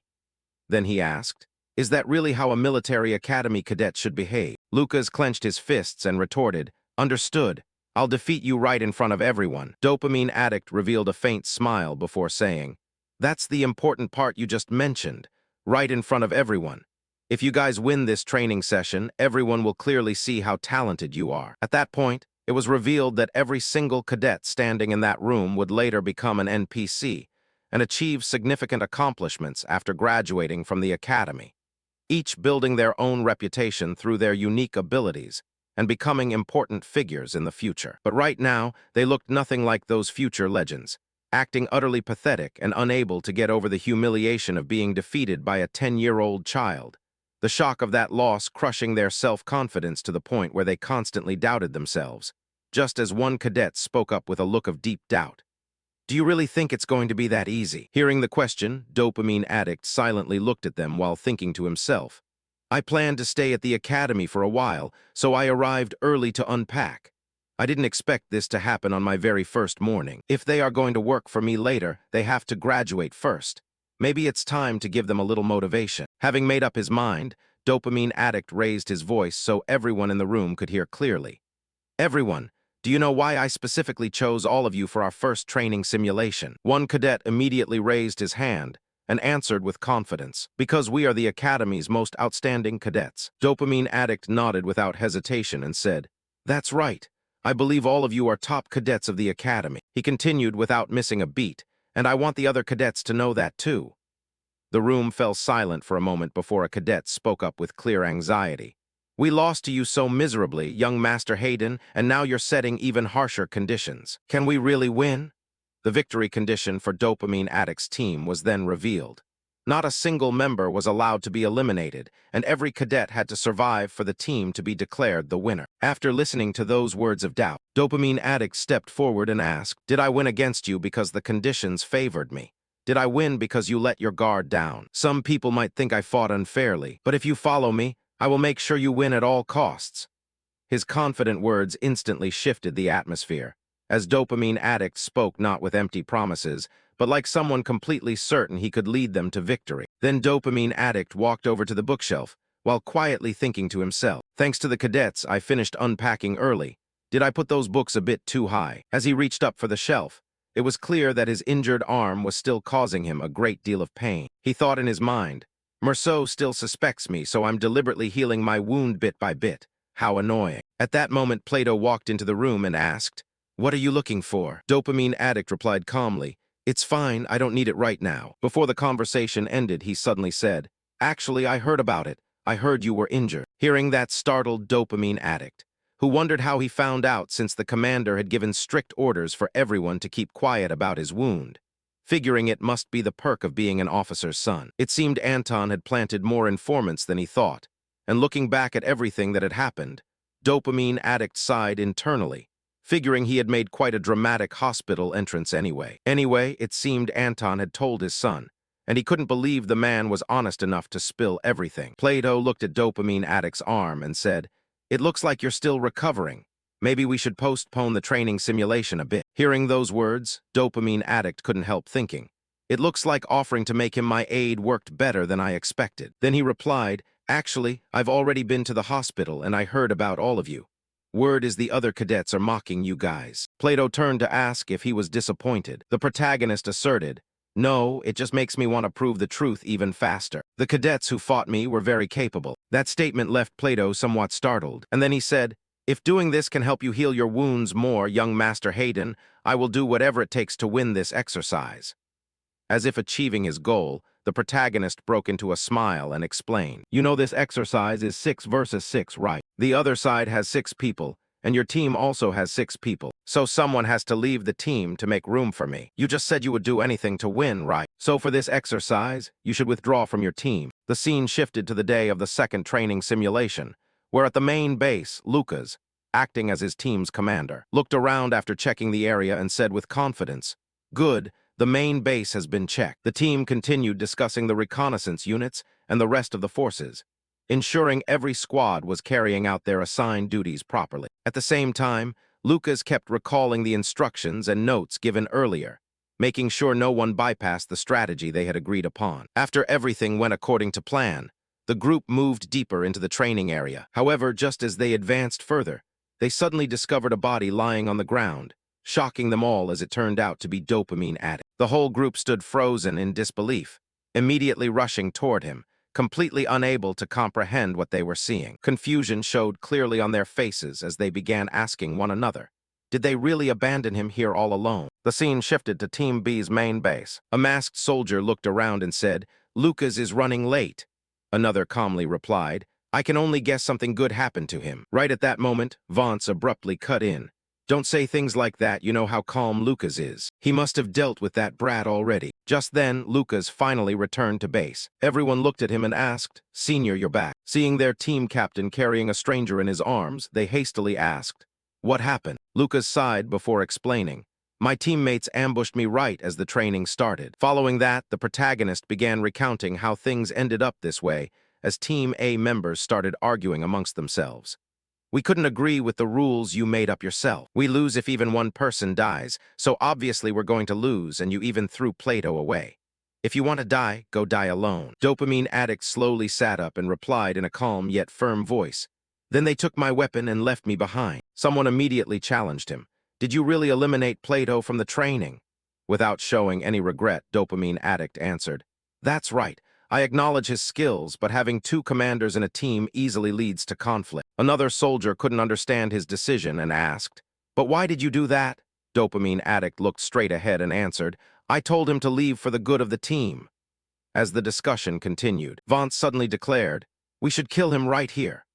However, Lucas immediately opposed that idea, looking at everyone as he explained, "If we kill young Master Dopamine Addict right now, the training will end. This isn't a trap. You can't blame those cowards for showing up at the training grounds. They came to exact revenge on the young master." His words made everyone hesitate, and someone asked, "So what should we do? Leaving him like this feels a bit."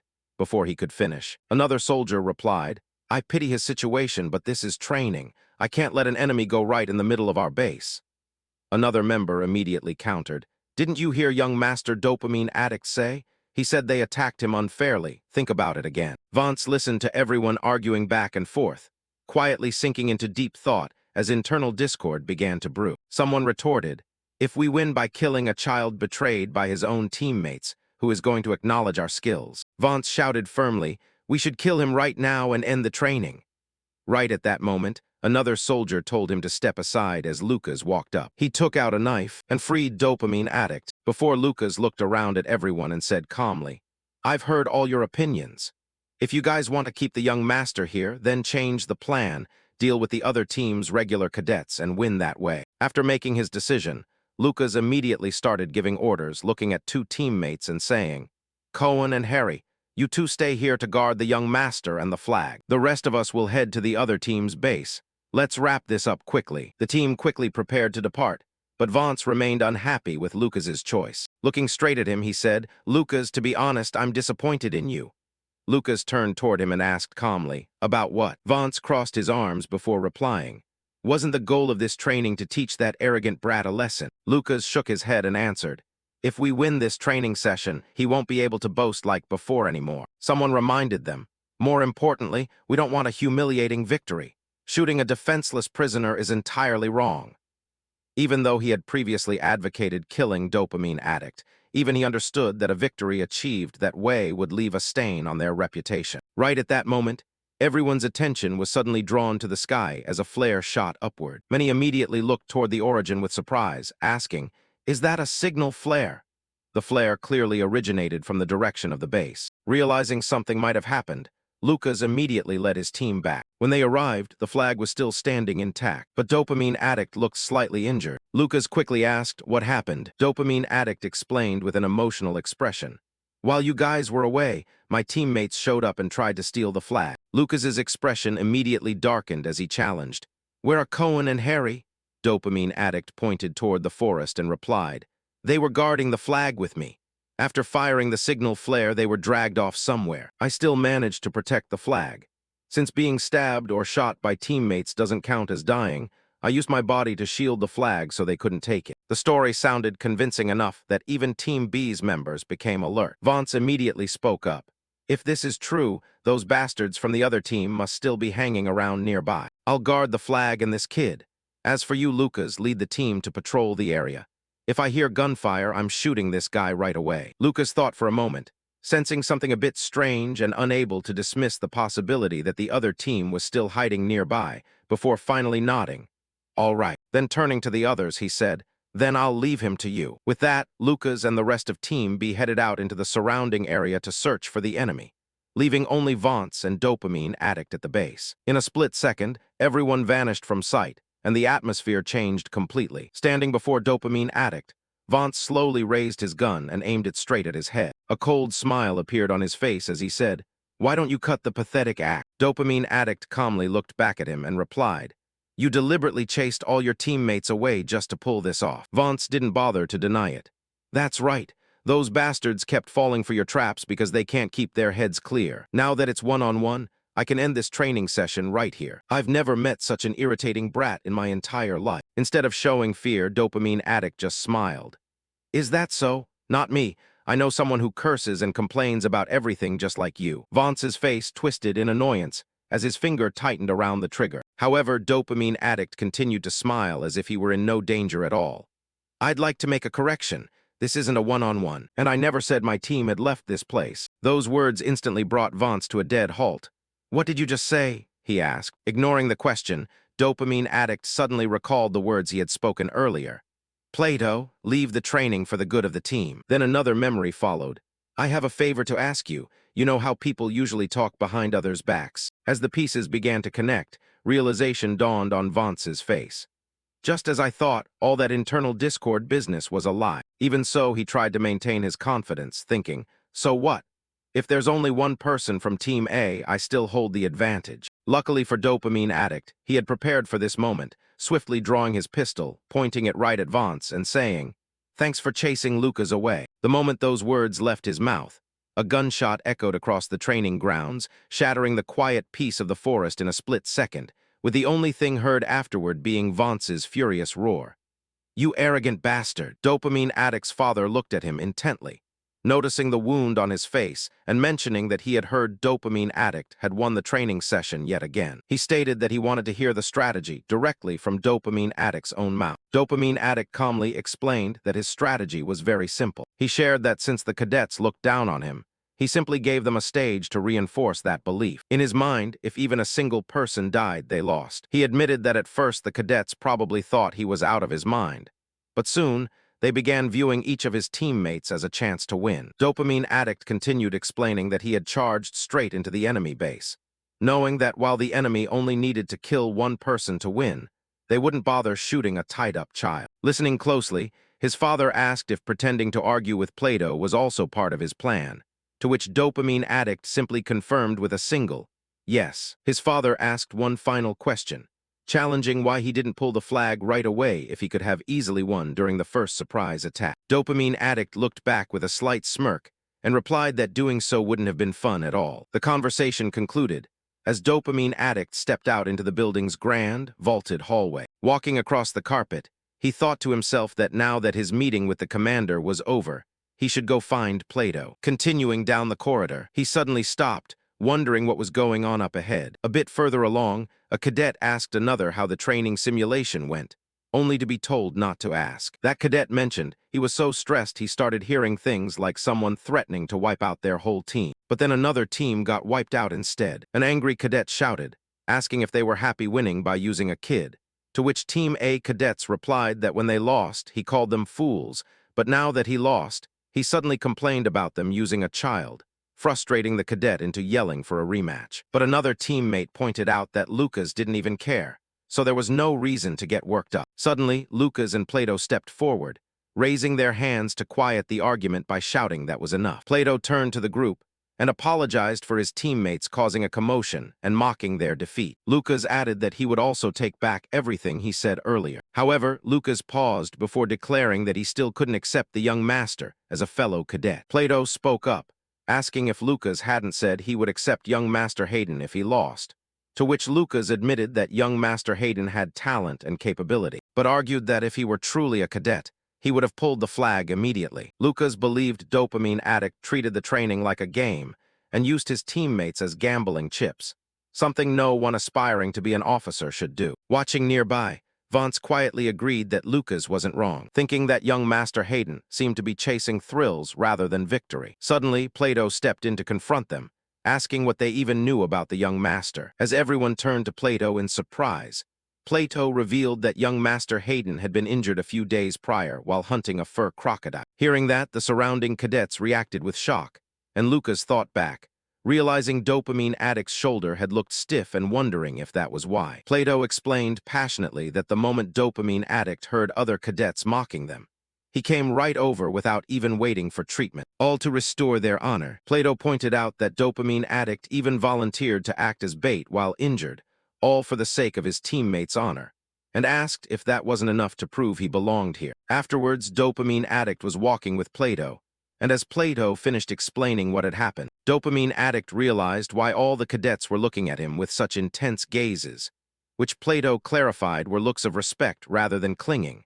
and thought about how because everyone knew Plato wasn't the bootlicking type, having him spread the word made the effect even greater. Plato apologized to young Master Hayden for telling everyone about the wound without permission. Dopamine Addict opened a door and calmly replied that if the cadets thought better of him now, he had no complaints. However, Dopamine Addict smiled and added that he couldn't miss this opportunity, telling Plato that if he truly felt guilty, there was a favor he wanted to ask. Plato asked what it was, worrying that Dopamine Addict might ask him to spread rumors again. But Dopamine Addict reassured him that wasn't the case, saying the favor was something only Plato could do, causing Plato to immediately agree to whatever he asked. Later, Dopamine Addict was lying down comfortably, thinking this was definitely much more pleasant than a hospital bed. Suddenly, he checked his chat interface and saw a notification that God had posted a message in the chat group. God wrote that they had a proposal for everyone, revealing they discovered their love district had no barriers between areas,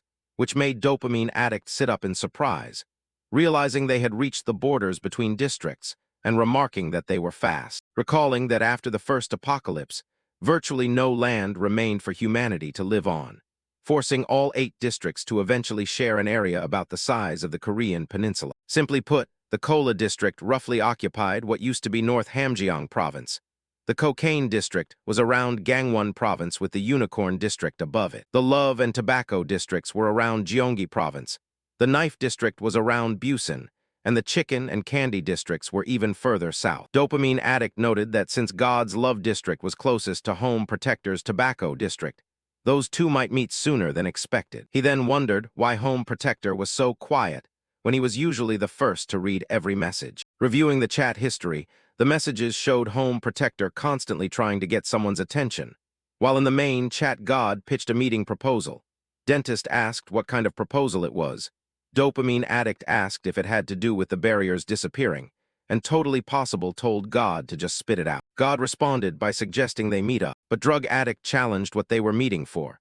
And when God suggested eating together and chatting, Totally Possible told God his head was full of flowers, though Dopamine Addict thought that if they were truly that naive, they wouldn't have discovered the missing barriers so quickly. He was certain they had another reason for wanting everyone to meet. He considered that at this point, everyone was just 10 years old with virtually no strength or resources, busy enough just protecting themselves.